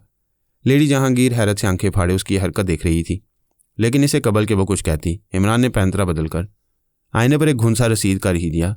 हाथ में चोट लगी तो ऐसा मालूम हुआ जैसे होश में आ गया हो। लाहौल बिला कुव्वत, वो आंखें मलकर बोला और खिसियानी हंसी हंसने लगा। और फिर लेडी जहांगीर को भी हंसी आ गई, लेकिन वह जल्दी संजीदा हो गई। तुम यहाँ क्यों आए थे? ओह, मैं शायद भूल गया, शायद उदास था। लेडी जहांगीर, तुम बहुत अच्छी हो, मैं रोना चाहता हूँ। अपने बाप की कब्र पर रोना? निकल जाओ यहाँ से। Lady Jahangir Confucius, shut up. Lady Jahangir इतने जोर से चीखी कि उसकी आवाज़ भर आ गई। बहुत बेहतर। इमरान सादतमंद अंदाज में सर हिलाकर बोला, गोया लेडी जहांगीर ने बहुत संजीदगी और नरमी से उसे कोई नसीहत की थी। यहाँ से चले जाओ। बहुत अच्छा, इमरान ने कहा और उस कमरे से लेडी जहांगीर की ख्वाबगाह में चलाया। वो उसकी मसैरी पर बैठने ही जा रहा था कि लेडी जहांगीर तूफान की तरह उसके सर पर पहुंच गई। अब मजबूरन मुझे नौकरों को जगाना पड़ेगा, उसने कहा। ओहो, तुम कहाँ तकलीफ करोगी, मैं जगाई देता हूँ। कोई खास काम है क्या?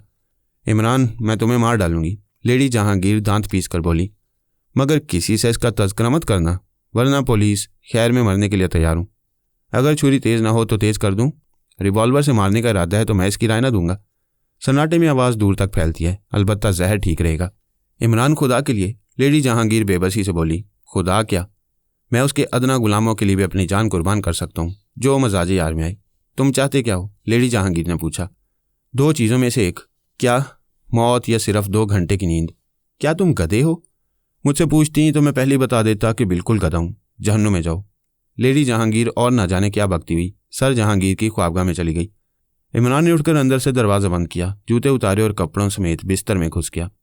यह सोचना कतई गलत होगा कि इमरान के कदम यूं ही बिला मकसद टिप टॉप नाइट क्लब की तरफ उठ गए थे।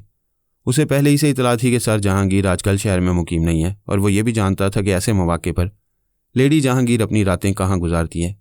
ये भी हकीकत थी कि लेडी जहांगीर किसी ज़माने में उसकी मंगेतर रह चुकी थी, और खुद इमरान की हमाकतों के नतीजे में यह शादी ना हो सकी। सर जहांगीर की उम्र तकरीबन 60 साल ज़रूर रही होगी, लेकिन कवा की मजबूती की बिना पर बहुत ज़्यादा बूढ़ा नहीं मालूम होता था।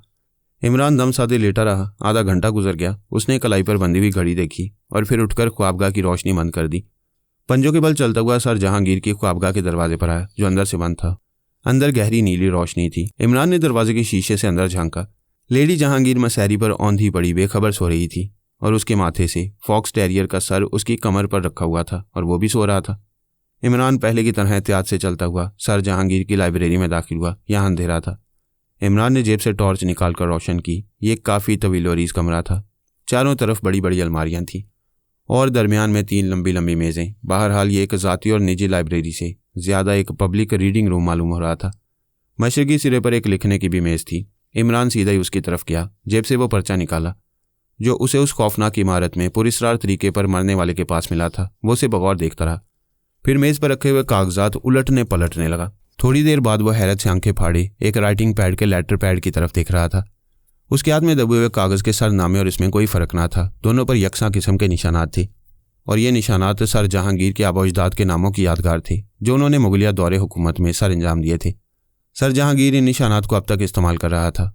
उसके कागजात पर उसकी नाम की बजाय अमूमन यही निशानात छपे हुए थे। इमरान ने मेज़ पर रखे कागजात को पहली सी तरतीब में रख दिया और चुपचाप लाइब्रेरी से निकल आया। लेडी जहांगीर के बयान के मुताबिक सर जहांगीर 1 माह से गायब थे। तो फिर इमरान का जहन चौकड़ियाँ भरने लगा। आखिर इन मामलात से जहांगीर का क्या ताल्लुक? ख्वाबगाह में वापस आने से पहले उसने एक बार फिर इस कमरे में झांका जहां लेडी जहांगीर सो रही थी, और मुस्कुराता उस कमरे में चलाया जहां उसे खुद सोना था। सुबह 9 बजे लेडी जहांगीर उसे बुरी तरह झिंझोड़ कर जगा रही थी। Well done, well done. Imran हड़बड़ाकर उठ बैठा और मसैरी पर उकड़ों बैठकर इस तरह ताली बजाने लगा जैसे किसी खेल के मैदान में बैठा हुआ खिलाड़ियों को दाद दे रहा हो। ये क्या बेहूदगी? लेडी जहांगीर झुंझला कर बोली। Oh sorry. वो चौंक कर लेडी जहांगीर को मुतहय्यराना नज़रों से देखता हुआ बोला। हेलो। हेलो लेडी जहांगीर, फरमाइए। सुबह ही सुबह कैसे तकलीफ की? तुम्हारा दिमाग तो खराब नहीं हो गया? लेडी जहांगीर ने तेज लहजे में कहा। हो सकता है, इमरान ने बुरा समूह बनाकर कहा और अपने नौकरों के नाम ले लेकर उन्हें पुकारने लगा। लेडी जहांगीर उसे चंद लम्हे घूरती रही, फिर बोली, बराहे करम अब तुम यहाँ से चले जाओ, वरना। हाँ, तुम मुझे मेरे घर से निकालने वाली कौन हो? इमरान उछलकर खड़ा हो गया। यह तुम्हारे बाप का घर है? लेडी जहांगीर की आवाज़ बुलंद हो गई। इमरान चारों तरफ हैरानी से देखने लगा। इस तरह उछला जैसे अचानक सर पर कोई चीज़ गिरी हो। अरे मैं कहाँ हूँ? कमरा तो मेरा नहीं मालूम होता। अब जाओ, वरना मुझे नौकरों को बुलाना पड़ेगा। नौकरों को बुलाकर क्या करोगी? मेरे लायक कोई खिदमत? वैसे तुम गुस्से में बहुत हसीन लगती हो। Shut up. अच्छा, कुछ नहीं कहूँगा, इमरान बस और कर बोला और फिर मसहरी पर बैठ गया। लेडी जहांगीर उसे खा जाने वाली नज़रों से घूरती रही। उसकी सांस फूल रही थी और चेहरा सुर्ख हो गया था। इमरान ने जूते पहने, कोंटी से कोट उतारा और फिर बड़े इत्मीनान से लेडी जहांगीर की सिंघाज मेज़ पर जम गया और फिर अपने बाल दुरुस्त करते हुए इस तरह गुनगुना रहा था जैसे सचमुच अपने ही कमरे में बैठा हो। लेडी जहांगीर दांत पीस रही थी, लेकिन साथ ही बेबसी की सारी अलामतें भी उसके चेहरे पर उमड़ आई थी। टाटा। इमरान दरवाजे के करीब पहुंचकर मुड़ा और अहमकों की तरह मुस्कुराता हुआ बाहर निकल गया। उसका ज़हन इस वक्त बिल्कुल साफ हो गया था। पिछली रात की मालूमात ही उसकी तशफ़ी के लिए काफ़ी थी। सर जहांगीर के लेटर हेड का पुरस्कार तौर पर मरे हुए आदमी के हाथ में पाया जाना इस पर दलालत करता था कि इस मामले से सर जहांगीर का कुछ न कुछ ताल्लुक ज़रूर है और शायद सर जहांगीर शहर में ही मौजूद था। हो सकता है कि लेडी जहांगीर उससे लाइलम रही हो। अब इमरान को उस खुश रो आदमी की फिक्र थी जिसे इन दिनों जज साहब की लड़की के साथ देखा जा रहा था। देख लिया जाएगा, वो आस्ता से बड़बड़ाया। उसका इरादा तो नहीं था कि घर की तरफ जाए, मगर जाना ही पड़ा। घर गए बगैर मोटरसाइकिल किस तरह मिलती? उसे यह भी तो मालूम करना था कि वो खौफनाक इमारत दरअसल थी किसकी। अगर उसका मालिक गांव वालों के लिए अजनबी था तो जाहिर है उसने वो इमारत खुद ही बनवाई होगी, क्योंकि तर्ज तामीर बहुत पुराना था। लिहाजा ऐसी सूरत हाल में यही सोचा जा सकता था कि उसने भी इसे किसी से खरीदा ही होगा। घर पहुंचकर इमरान की शामत ने उसे पुकारा। बड़ी भी शायद पहले ही से भरी बैठी थी। इमरान की सूरत देखते ही आग बबूला हो गई। कहाँ थे रे कमीने, सुअर? ओहो अम्मा भी, गुड मॉर्निंग। डियरेस्ट। मॉर्निंग के बच्चे, मैं पूछती हूँ रात कहाँ था? वो अम्मा भी क्या बताऊँ? वह हज़रत मौलाना बल्कि मुर्शदी व मौलाई सैयदना जिगर मुराद आबादी है ना, लाहौल बिला कुव्वत। मतलब ये कि मौलवी तफज्जुल हुसैन किबला की खिदमत में रात हाजिर हुआ था। अल्लाह अल्लाह, क्या बुजुर्ग है अम्मा भी। बस ये समझ लीजिए कि मैं आज से नमाज शुरू कर दूंगा। अरे कमीने कुत्ते, तो मुझे बेवकूफ़ बना रहे। बड़ी भी झुंझलाई हुई मुस्कुराहट के साथ बोली। अरे तौबा अम्मा भी। इमरान ज़ोर से अपना मुंह पीटने लगा। आपके कदमों के नीचे मेरी जन्नत है। और फिर सुरैया को आते देखकर इमरान ने जल्द से जल्द वहाँ से खिसक जाना चाहा। बड़ी भी बड़बड़ाई जा रही थी। अम्मा भी आप ख्वामखा अपनी तबीयत ख़राब करी है, दिमाग में खुश्की हो जाएगी, सुरैया ने आते ही कहा। और ये भाईजान, इनको तो खुदा के हवाले कीजिए। इमरान कुछ ना बोला। अम्मा बी को बड़बड़ाता छोड़कर तो नहीं जा सकता था। शर्म नहीं आती? बाप की पगड़ी उछालते फिर रहे हो। सुरैया ने अम्मा बी के किसी मिसरा पर गिरह लगाई। हाँ तो क्या अब्बा जान ने पगड़ी बांधनी शुरू कर दी? इमरान पुरमुसरत लहजे में चीखा। अम्मा भी इख्तलाज की मरीज़ा थी। एहसाब भी कमज़ोर थे, लिहाजा उन्हें गुस्सा आ गया। ऐसी हालत में हमेशा उनका हाथ जूती की तरफ जाता था। इमरान इत्मीनान से ज़मीन पर बैठ गया और फिर तड़ातड़ की आवाज़ के अलावा और कुछ नहीं सुन सका। अम्मा जी जब उसे जी भर के पीट चुकी तो उन्होंने रोना शुरू कर दिया। सुरैया उन्हें दूसरे कमरे में घसीट ले गई। इमरान की चचाजाद बहनों ने उसे घेर लिया। कोई उसके कोट से गर्द झाड़ रही थी और कोई टाई की गिरह दुरुस्त कर रही थी। एक ने सर पर चंपी शुरू कर दी। इमरान ने जेब से सिगरेट निकाल कर सुलगाई और इस तरह खड़ा रहा जैसे वह बिल्कुल तन्हा हो। 2-4 कश लेकर उसने अपने कमरे की राह ली और उसकी चचाजाद बहनें जरीना और सोफिया एक दूसरे का मुंह ही देखती रह गईं। इमरान ने कमरे में आकर हैट एक तरफ उछाल दी, कोट में सैरी पर फेंका और एक आराम कुर्सी पर गिरकर ऊँगने लगा। रात वाला कागज़ अब भी उसके हाथ में दबा हुआ था। इस पर कुछ हिंद से लिखे हुए थे, कुछ पैमाइशें थीं। ऐसा मालूम होता था जैसे किसी बढ़ई ने कोई चीज़ गढ़ने से पहले उसके मुख्तलिफ हिस्सों के तनासुब का अंदाज़ा लगाया हो। बज़ाहिर इस कागज़ के टुकड़े की कोई अहमियत नहीं थी, लेकिन इसका ताल्लुक एक नामालूम लाश से था। ऐसे आदमी की लाश से जिसका कत्ल बड़े पुरस्रार हालात में हुआ था, और उन हालात में यह दूसरा कत्ल था। इमरान को इस सिलसिले में पुलिस या महकमा सुराग रसानी की मशगूलियात का कोई इल्म नहीं था। उसने फ़ियाज से ये भी मालूम करने की जहमत गवारा नहीं की कि पुलिस ने इन हादसात के मुतल्लिक क्या राय कायम की। इमरान ने कागज़ का टुकड़ा अपने सूटकेस में डाल दिया और दूसरा सूट पहनकर दोबारा बाहर जाने के लिए तैयार हो गया। थोड़ी देर बाद उसकी मोटरसाइकिल उसी कस्बा की तरफ जा रही थी जहां वो खौफनाक इमारत थी। कस्बे में पहुंचकर इस बात का पता लगाने में दुश्वारी न हुई कि वो इमारत पहले किसकी मलकियत थी। इमरान उस खानदान के एक जिम्मेदार आदमी से मिला जिसने इमारत जज साहब के हाथ फ़रोख्त की थी। अब से 8 साल पहले की बात है, उसने बताया। अय्याज साहब ने वो इमारत हमसे खरीदी थी। इसके बाद मरने से पहले वह शहर के किसी जज साहब के नाम कानूनी तौर पर मुंतकिल कर गए। अय्याज साहब कौन थे, पहले कहाँ रहते थे? इमरान ने सवाल किया। हमें कुछ नहीं मालूम। इमारत खरीदने के बाद 3 साल तक जिंदा रहे, लेकिन किसी को कुछ मालूम ना हो सका कि वो कौन थे और पहले कहाँ रहते थे। उनके साथ एक नौकर था जो अभी इमारत के सामने एक हिस्से में मुकीम है, यानी कब्र का वो मजावर, इमरान ने कहा और बूढ़े आदमी ने इस बात में सर हिला दिया। वो थोड़ी देर तक कुछ सोचता रहा, फिर बोला, वो कब्र भी अय्याज साहब ही ने दरियाफ्त की थी। हमारे ख़ानदान वालों को तो इसका इल्म नहीं था, वहाँ पहले कोई कब्र नहीं थी। हमने अपने बुजुर्गों से भी इस बारे में कुछ नहीं सुना। ओह, इमरान घूरता हुआ बोला, भला कब्र किस तरह दरियाफ्त हुई थी? उन्होंने ख्वाब में देखा था कि इस जगह कोई शहीद मर्द दफन है। दूसरे ही दिन कब्र बनानी शुरू कर दी। खुद ही बनानी शुरू कर दी? इमरान ने हैरत से पूछा। जी हाँ, वो अपना सारा काम खुद ही करते थे। काफ़ी दौलतमंद भी थे, लेकिन उन्हें कंजूस नहीं कहा जा सकता, क्योंकि वो दिल खोलकर खैरात करते थे। जिस कमरे में लाश मिली थी उसकी दीवारों पर प्लास्टर है, लेकिन दूसरे कमरों में नहीं। इसकी क्या वजह? प्लास्टर भी अय्याज साहब ने ही किया था, खुद ही। जी हाँ। इस पर यहाँ कस्बे में तो बड़ी चहमगोइयाँ हुई होंगी। कतई नहीं जनाब, अब भी यहाँ के लोगों का यही ख्याल है कि अय्याज साहब कोई बड़े पहुँचे हुए बुजुर्ग थे, और मेरा ख्याल है कि उनका नौकर भी बुजुर्गी से खाली नहीं। कभी ऐसे लोग भी अय्याज साहब से मिलने के लिए आए थे जो यहाँ वालों के लिए अजनबी रहे हों? जी नहीं, मुझे तो याद नहीं। मेरा ख्याल है कि उनसे कभी कोई मिलने के लिए नहीं आया। अच्छा, बहुत बहुत शुक्रिया। इमरान बूढ़े से मुसाफा करके अपनी मोटरसाइकिल की तरफ बढ़ गया। अब वो उस इमारत की तरफ जा रहा था और उसके ज़हन में बेयक वक्त कई ख्याल थे। अय्याज ने वो कब्र खुद ही बनाई थी और कमरे में प्लास्टर भी खुद ही किया था। क्या वो एक अच्छा मेमार भी था? कब्र वहाँ पहले नहीं थी, वो अय्याज ही की दरियाफ्त थी। उसका नौकर आज भी कब्र से चिमटा हुआ है। आखिर क्यों? उसी एक कमरे में प्लास्टर करने की ज़रूरत क्या थी? इमरान इमारत के करीब पहुँच गया। बैरूनी बैठक जिसमें कब्र का मजावर रहता था खुली हुई थी और वो खुद भी मौजूद था। इमरान ने उस पर एक नज़र डाली। ये मुतवस्सत उम्र का एक कवि हैकल आदमी था। चेहरे पर घनी दाढ़ी और आंखें सुर्ख थीं। शायद वो हमेशा ऐसी ही रहती थी। इमरान ने 2-3 बार जल्दी जल्दी पलकें झपकाईं और फिर उसके मुंह पर उस पुराने अहमकपन के आसार उभर आए। क्या बात है? उसे देखते ही नौकर ने ललकारा। मुझे आपकी दुआ से नौकरी मिल गई है, इमरान सादतमंदाना लहजे में बोला। सोचा आपकी खिदमत करता चलूं। भाग जाऊं। कब्र का मजावर सुरख सुरख आंखें निकालने लगा। अब इतना ना तड़पाइए, इमरान ने हाथ जोड़कर कहा। बस आखिरी दरख्वास्त करूंगा। कौन हो तुम? क्या चाहते हो? मजावर नरम पड़ गया। लड़का, बस एक लड़का। बगैर बच्चे के घर सूना लगता है। या हजरत, 30 साल से बच्चे की आरजू है। 30 साल? तुम्हारी उम्र क्या है? मजावर उसे घूरने लगा। 25 साल। भागो, मुझे लौंडा बनाते हो, अभी भस्म कर दूंगा। आप गलत समझे या हजरत, मैं अपने बाप के लिए कह रहा था। दूसरी शादी करने वाले हैं। जाते हो या? मजावर उठता हुआ बोला।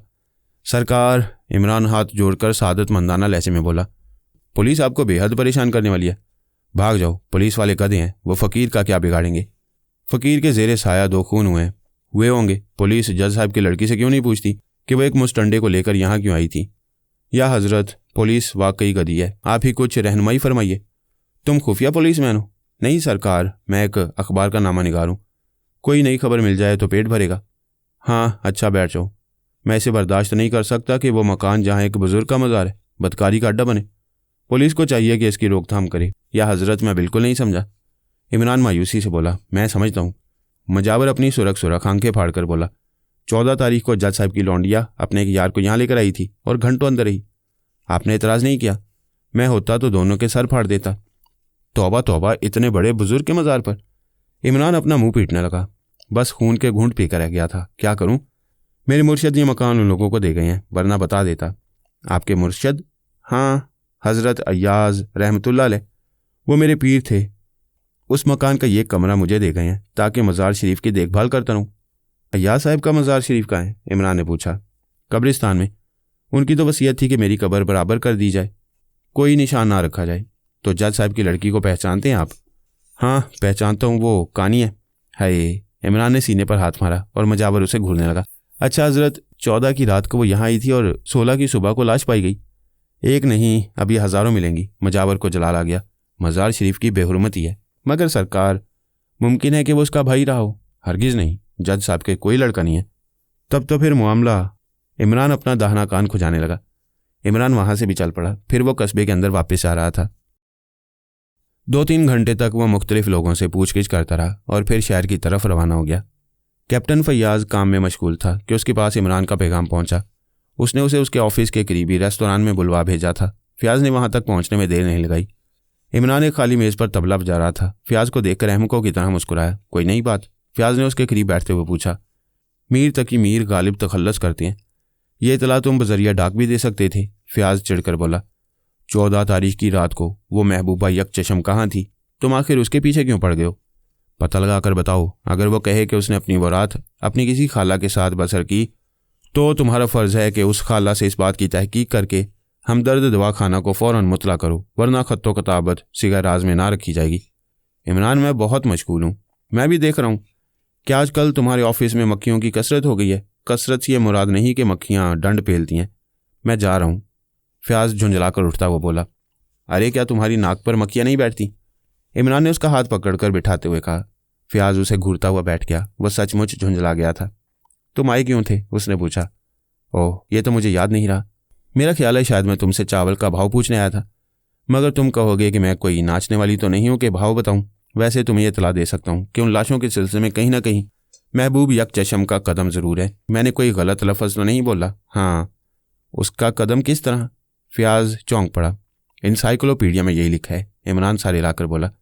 बस ये मालूम करो कि उसने 14 की रात कहाँ बसर की। क्या तुम संजीदा हो? ओफो, बेवकूफ़ आदमी हमेशा संजीदा रहती हैं। अच्छा, मैं मालूम करूँगा। खुदा तुम्हारी मादा को सलामत रखे। दूसरी बात यह कि मुझे जज साहब के दोस्त अय्याज़ के मुकम्मल हालात दरकार हैं। वो कौन था, कहाँ पैदा हुआ, किस ख़ानदान से ताल्लुक़ रखता था। इसके अलावा दूसरे अज़ा कहाँ रहते हैं? सब मर गई, अभी कुछ जिंदा है। तो ऐसा करो, आज शाम की चाय मेरे घर पर पियो। फ़याज़ बोला। और इस वक्त की चाय? इमरान ने बड़े भोलेपन से पूछा। फ़याज़ ने हंसकर वेटर को चाय का ऑर्डर दिया। इमरान उल्लुओं की तरह दीदे फिरा रहा था। वो कुछ देर बाद बोला। क्या तुम जज साहब से मिलाओगे? हाँ, मैं तुम्हारी मौजूदगी में ही उनसे उसके मुतल्लिक गुफ्तगू करूँगा। ही, मुझे तो बड़ी शर्म आएगी। इमरान दांतों तले उंगली दबाकर दोहरा हो गया। क्यों बोर कर रहे हो? शर्म की क्या बात है? नहीं, मैं वालिद साहब को भेज दूंगा। क्या बक रहे हो? मैं बराह रास्त खुद ही शादी नहीं तय करना चाहता, खुदा समझे। अरे मैं अय्याज़ वाली बात कर रहा था। ला हौल वला कुव्वत। इमरान ने झींप जाने की एक्टिंग की। इमरान, आदमी बनो। अच्छा। इमरान ने बड़ी सादतमंदी से सारे लाया।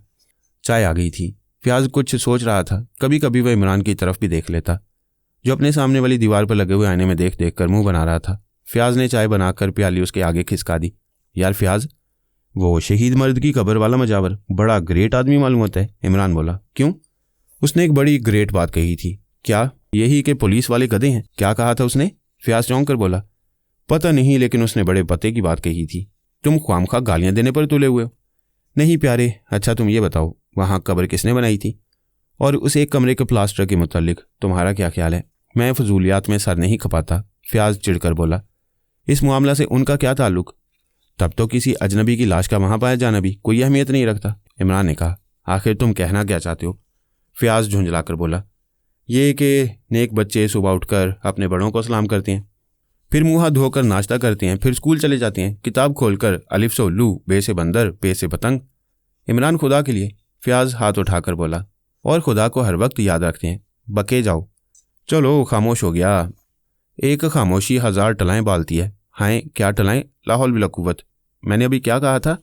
अपना सर। हाँ शुक्रिया, मेरा सर बड़ा मजबूत है। एक बार इतना मजबूत हो गया था कि मैं इसे बैंगन का भरता कहा करता था। चाय ख़त्म करके दफ़ा हो जाइए। फ़याज़ बोला। मुझे भी बहुत काम है, शाम को घर ज़रूर आना। उसी शाम को इमरान और फ़याज़ जज साहब के ड्राइंग रूम में बैठे उनका इंतज़ार कर रहे थे। उनकी लड़की भी मौजूद थी और उसने इस वक्त भी स्याह रंग की ऐनक लगा रखी थी। इमरान उसकी तरफ देखकर ठंडी आहें भर रहा था। फ़याज़ कभी कभी राबिया की नज़र बचाकर उसे घूरने लगता। थोड़ी देर बाद जज साहब आ गए और राबिया उठकर चली गई। बड़ी तकलीफ़ हुई आपको? फ़याज़ बोला। कोई बात नहीं, फरमाइए। बात यह है कि मैं अय्याज़ के मुतालिक मालूमात हासिल करना चाहता हूँ। मेरा ख्याल है कि मैं आपको सब कुछ बता चुका हूँ। मैं उसके ख़ानदानी हालात मालूम करना चाहता हूँ ताकि उसके अजीज़ों से मिल सकूँ। अफसोस कि मैं उसकी बाबत कुछ ना बता सकूँगा। जज साहब ने कहा।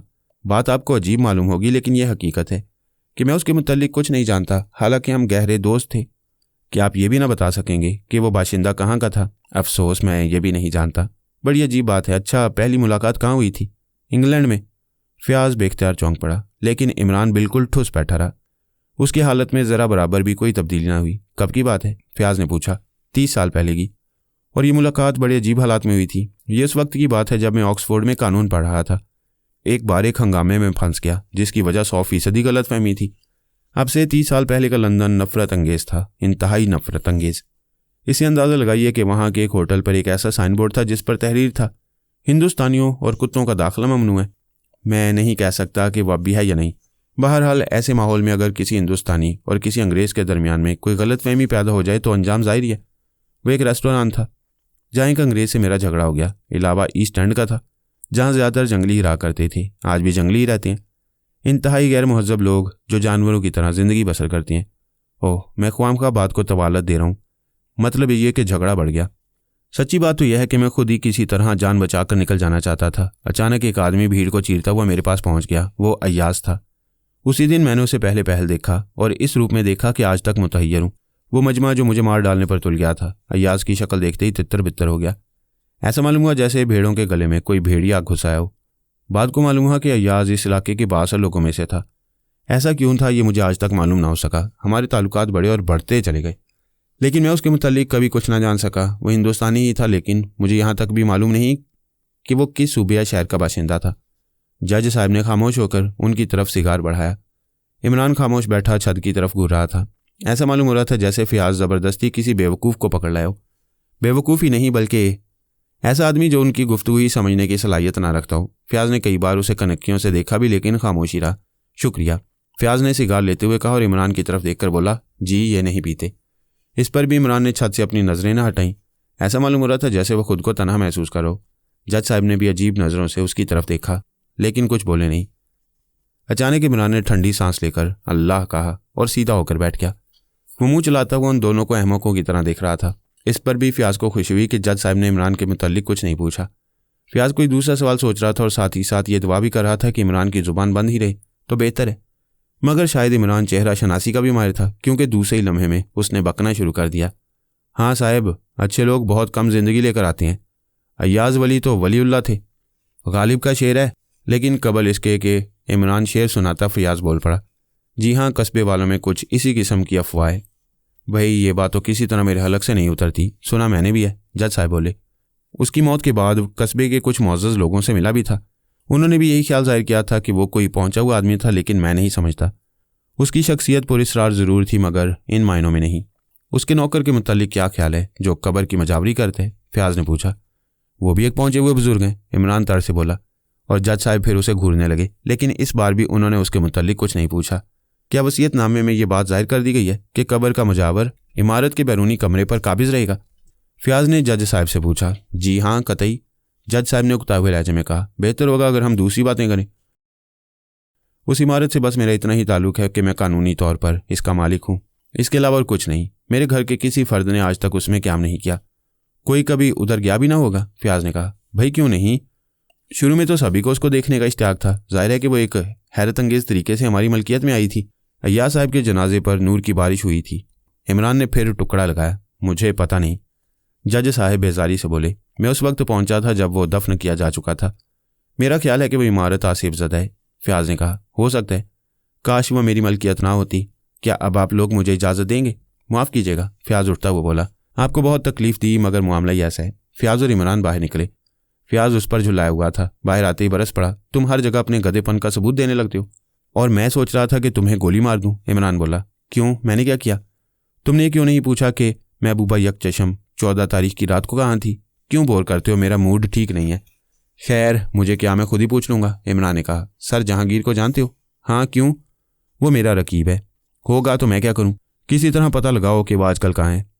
मेरा वक्त बर्बाद ना करो। फ़याज़ झुंझला गया।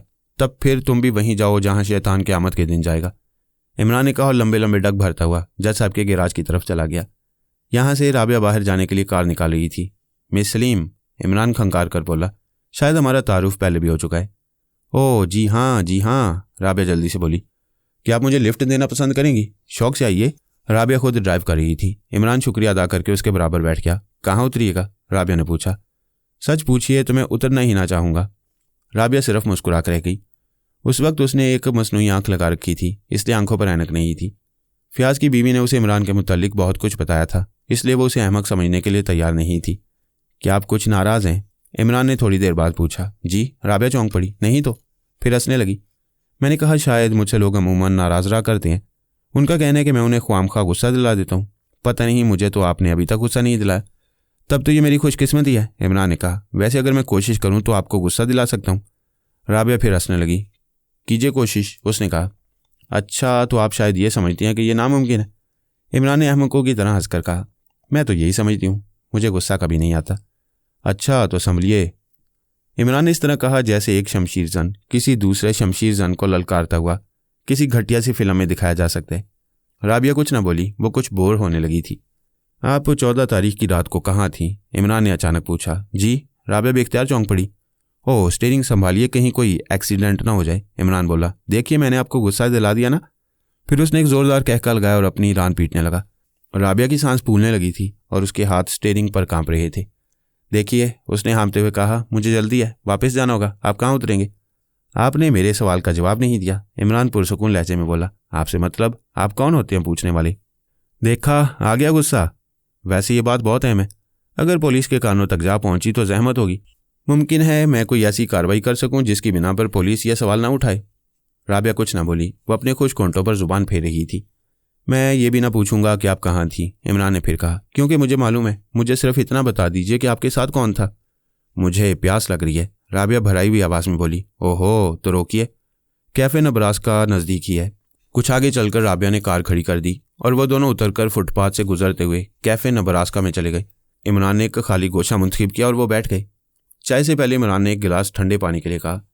मुझे यकीन है कि वापसी में कुंजी उसके पास रह गई होगी, इमरान ने कहा। किसके पास? राबिया फिर चौंक पड़ी। फिक्र न कीजिए, मुझे यकीन है कि उसने आपको अपना सही नाम और पता हरगिज़ ना बताया होगा और कुंजी वापस कर देने के बाद से अब तक मिला भी ना होगा। राबिया बिल्कुल निढाल हो गई। उसने मुर्दा सी आवाज़ में कहा, फिर अब आप क्या पूछना चाहती हैं? आप उससे कब और किन हालात में मिली थी? अब से 2 माह पेशतर। कहाँ मिला था? एक तकरीब में, मुझे ये याद नहीं कि किसने मुतारिफ करवाया था। तकरीब कहाँ थी?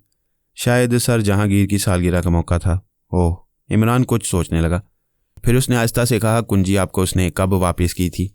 15 की शाम को, और 16 की सुबह को लाश पाई गई, इमरान ने कहा। राबिया बुरी तरह हाँफने लगी। वो चाय की प्याली मेज़ पर रखकर कुर्सी की पुश्त से टिक गई। उसकी हालत बाज के पंजे में फंसी हुई किसी नन्ही मुन्नी चिड़िया से मुशाबे थी। 15 के दिन भर कुंजी उसके पास रही। उसने इसकी एक नकल तैयार करा के कुंजी आपको वापस कर दी। इसके बाद वो फिर आपसे नहीं मिला। गलत कह रहा हूँ? ठीक है, वो आहिस्ता से बोली। वो मुझसे कहा करता था कि वो एक सयाह है, जाफरिया होटल में क़याम पजीर है, लेकिन परसों मैं वहाँ गई थी। वो खामोश हो गई। इस पर इमरान ने सर हिलाकर कहा, और आपको वहाँ मालूम हुआ कि इस नाम का कोई आदमी वहाँ कभी ठहरा ही नहीं? जी हाँ, राबिया सर झुकाकर बोली। आपसे उसकी दोस्ती का मकसद महज इतना ही था कि वो किसी तरह आपसे उस इमारत की कुंजी हासिल कर ले। मैं घर जाना चाहती हूँ, मेरी तबीयत ठीक नहीं। 2 मिनट, इमरान ने हाथ हिलाकर कहा। आपकी ज़्यादातर मुलाकातें कहाँ होती थीं? टिप टॉप नाइट क्लब में। लेडी जहांगीर से उसके ताल्लुकात कैसे थे? लेडी जहांगीर? राबिया चिढ़कर बोली। आखिर इन मामलात में आप उनका नाम क्यों ले रहे हैं? क्या आप मेरे सवाल का जवाब नहीं देंगी? इमरान ने बड़ी शराफत से पूछा। नहीं, मेरा ख्याल है कि मैंने उन दोनों को कभी नहीं मिलते देखा। शुक्रिया। अब मैं उसका नाम नहीं पूछूंगा, ज़ाहिर है कि उसने नाम भी सही ना बताया होगा, लेकिन अगर आप उसका हुलिया बता सकें तो मशकूर होऊंगा। राबिया को बताना ही पड़ा, लेकिन वो बहुत ज़्यादा मगमूम थी और साथ ही साथ खाइफ भी। इमरान फुटपाथ पर तन्हा खड़ा था। राबिया की कार जा चुकी थी। उसने जेब से एक च्युइंगम निकाली और मुंह में डालकर दांतों तले उसे कुचलने लगा। गौर फिक्र के आलम में च्युइंगम उसका बेहतरीन रफीक साबित होता था। जासूसी नावलों के सुराग रसानों की तरह ना उसे सिगार से दिलचस्पी थी और ना पाइप से। शराब भी नहीं पीता था। उसके ज़हन में इस वक्त कई सवाल थे और वो फुटपाथ के किनारे पर इस तरह खड़ा हुआ था जैसे सड़क पार करने का इरादा रखता हो, मगर यह हकीकत थी कि उसके ज़हन में इस किस्म का कोई ख्याल ना था। वो सोच रहा था कि इन मामलात से सर जहांगीर का ताल्लुक हो सकता है। दूसरी लाश के करीब उसे कागज़ का टुकड़ा मिला था। वो सर जहांगीर ही के राइटिंग पैड का था। राबिया से पुरस्रार नौजवान की मुलाकात भी सर जहांगीर ही के यहाँ हुई थी, और लेडी जहांगीर ने जिस खूबसूरत नौजवान का तज़किरा किया था वो उसके अलावा और कोई नहीं हो सकता था। लेकिन लेडी जहांगीर भी उससे वाकिफ़ नहीं थी। लेडी जहांगीर की बात भी सच थी कि अगर वो शहर के किसी जी हैसियत ख़ानदान का फ़र्द होता तो लेडी जहांगीर उससे ज़रूर वाकिफ़ होती। फ़र्ज़ किया कि अगर लेडी जहांगीर भी किसी साजिश में शरीक थी तो उसने इसका तज़किरा इमरान से क्यों किया? हो सकता है कि वो उसकी दूसरी ज़िंदगी से वाकिफ़ ना रही हो, लेकिन फिर भी सवाल पैदा होता है कि उसने तज़किरा किया ही क्यों? वो कोई ऐसी अहम बात ना थी। सैकड़ों नौजवान लड़कियों के चक्कर में रहे होंगे, चाहे वो पानी भरने के मशकीज़े से भी बदतर क्यों ना हो। फिर एक सवाल उसके ज़हन में और उभरा, आखिर उस मजावर ने पुलिस को राबिया के मुतल्लिक क्यों नहीं बताया? कब्र और लाश के मुतल्लिक तो उसने सोचना ही छोड़ दिया था। फिक्र इस बात की थी कि वो लोग कौन हैं और उस मकान में क्यों दिलचस्पी ले रहे हैं। अगर वो सर जहांगीर ही है तो उसका इस इमारत से क्या ताल्लुक? सर जहांगीर से वो अच्छी तरह वाकिफ़ था, लेकिन यूं भी नहीं कि उस पर किसी किस्म का शुबा कर सकता। सर जहांगीर शहर के मुअज़्ज़ज़ तरीन लोगों में से था, ना सिर्फ मुअज़्ज़ज़ बल्कि नेक नाम भी। थोड़ी देर बाद इमरान सड़क पार करने का इरादा कर ही रहा था कि रुकती हुई कार उसकी राह में हाइल होगी। ये राबिया ही की कार थी। खुदा का शुक्र है कि आप मिल गए, उसने खिड़की से सर निकाल कर कहा। मैं जानता था कि आपको फिर मेरी ज़रूरत महसूस होगी, इमरान ने कहा और कार का दरवाज़ा खोलकर राबिया के बराबर बैठ गया। कार फिर चल पड़ी। खुदा के लिए मुझे बचाइए, राबिया ने कांपती हुई आवाज़ में कहा। मैं डूब रही हूँ। क्या आप मुझे तिनका समझती हैं? इमरान ने कहका लगाया। खुदा के लिए कुछ कीजिए, अगर डैडी को इसका इल्म हो गया तो। नहीं होने पाएगा, इमरान ने संजीदगी से कहा। आप लोग मुर्दों के दोष बदोश झक मारने मैदान में निकली हैं, मुझे खुशी है, लेकिन आप नहीं जानती कि मर्द हर मैदान में आपको उल्लू बनाते हैं। वैसे माफ़ कीजिए, मुझे नहीं मालूम कि उल्लू की मादा को क्या कहते हैं। राबिया कुछ न बोली और इमरान कहता रहा, खैर भूल जाइए इस बात को। मैं कोशिश करूंगा कि इस ड्रामे में आपका नाम ना आने पाए। अब तो आप मुतमईन है ना? गाड़ी रोकिए। अच्छा, टाटा। अरे, राबिया के मुंह से हल्की सी चीख निकली और उसने पूरे ब्रेक लगा दिए। क्या हुआ? इमरान घबराकर चारों तरफ देखने लगा। वही है, राबिया बड़बड़ाई। उतरिए, मैं उसे बताती हूँ। कौन है, क्या बात है? वही जिसने मुझे इस मुसीबत में फंसाया है। कहाँ है वो? उस बार में अभी अभी गया है। वही था, चमड़े की जैकेट और कथई पतलून में। अच्छा, तो आप जाइए, मैं देख लूँगा। नहीं, मैं भी। जाओ, इमरान आंखें निकाल कर बोला। राबिया सहम गई। उस वक्त अहमक इमरान की आंखें उसे बड़ी खौफनाक मालूम हुई थी। उसने चुपचाप कार मोड़ ली। इमरान बार में घुसा। बताए हुए आदमी को तलाश करने में देर नहीं लगी। वो एक मेज़ पर तन्हा बैठा था। वो गठीले जिस्म का एक खुशरो जवान था। पेशानी कुशादा और चोट के निशानात से दागदार थी। शायद वो सर को बाएं जानिब थोड़ा सा झुकाए रखने का आदी था। इमरान उसके करीब ही मेज़ पर बैठ गया। ऐसा मालूम हो रहा था जैसे उसे किसी का इंतजार हो। कुछ मुस्तरिब भी था। इमरान ने फिर एक च्युइंगम निकालकर मुंह में डाल लिया। उसका अंदाज़ा गलत नहीं था। थोड़ी देर बाद एक आदमी चमड़े की जैकेट वाले के पास आकर बैठ गया और फिर इमरान ने उसके चेहरे से इज़्तिराब के आसार गायब होते देखे। सब चौपट हो रहा है, चमड़े की जैकेट वाला बोला। उस बुढ़े को खबत हो गया है, दूसरे आदमी ने कहा। इमरान उनकी गुफ्तगू साफ सुन सकता था। जैकेट वाला चंद लम्हे पुरख्याल अंदाज में अपनी ठोड़ी खुजलाता रहा, फिर बोला, मुझे यकीन है कि उसका ख्याल गलत नहीं है। वो सब कुछ वही है, लेकिन हमारे साथ ही बूढ़े हैं। आवाज़ें सुनते ही उनकी रूह फना हो जाती है। लेकिन भाई, आखिर वो आवाज़ें हैं कैसी? कैसी क्यों ना हो, हमें उनकी परवाह न करनी चाहिए। और वो दोनों किस तरह मरे? ये चीज़, जैकेट वाला कुछ सोचते हुए बोला, अभी तक मेरी समझ में ना आ सकी। मरतब वही है जो काम शुरू करते हैं। ये हम शुरू ही से देखते रहे हैं। फिर ऐसी सूरत में हमें क्या करना चाहिए? दूसरे आदमी ने कहा। हमें आज ये मामला तय ही कर लेना है, जैकेट वाला बोला। ये भी बड़ी बात है कि वहाँ पुलिस का पहरा नहीं है, लेकिन उस रात को हमारे अलावा और कोई भी वहाँ था। मुझे तो उसी आदमी पर शुबह है जो बाहर वाले कमरे में रहता है। अच्छा उठो, हमें वक्त ना बर्बाद करना चाहिए। कुछ पी तो लें, मैं बहुत थक गया हूँ। क्या पियोगे, विस्की या कुछ और? फिर वो दोनों पीते रहे और इमरान उठकर करीब ही के एक पब्लिक टेलीफोन बूथ में चला गया। दूसरे लम्हे में वो फयाज के निजी फ़ोन नंबर डायल कर रहा था। Hello super. हाँ मैं ही हूँ। खैरियत? कहाँ, जुकाम हो गया? पूछना यह है कि मैं जोशांदा पी लूँ? अरे तो इसमें नाराज़ होने की क्या बात है?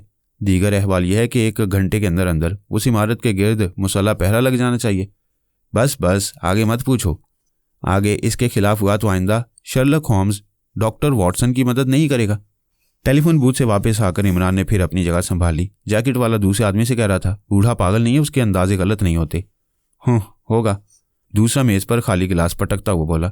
सही हो या गलत, सब जानू में जाए, लेकिन तुम अपनी कहो। अगर उस लड़की से फिर मुलाकात हो गई तो क्या करोगे? ओह, जैकेट वाला हंसने लगा। माफ़ कीजिएगा, मैंने आपको पहचाना नहीं। ठीक, लेकिन अगर वो पुलिस तक पहुंच गई तो? वो हरगिज़ ऐसा नहीं कर सकती। बयान देते वक्त उसे इसका इजहार भी करना पड़ेगा कि वो एक रात मेरे साथ उस मकान में बसर कर चुकी है, और फिर मेरा ख्याल है कि शायद उसका जहन कुंजी तक पहुंच ही ना सके। इमरान कॉफ़ी का ऑर्डर देकर दूसरे च्युइंगम से शुगल करने लगा। उसके चेहरे से ऐसा मालूम हो रहा था जैसे वो सारे माहौल से कतई बेताल्लुक हो, लेकिन यह हकीकत थी कि उन दोनों की गुफ्तगू का एक एक लफ्ज़ उसकी याददाश्त हजम करती जा रही थी।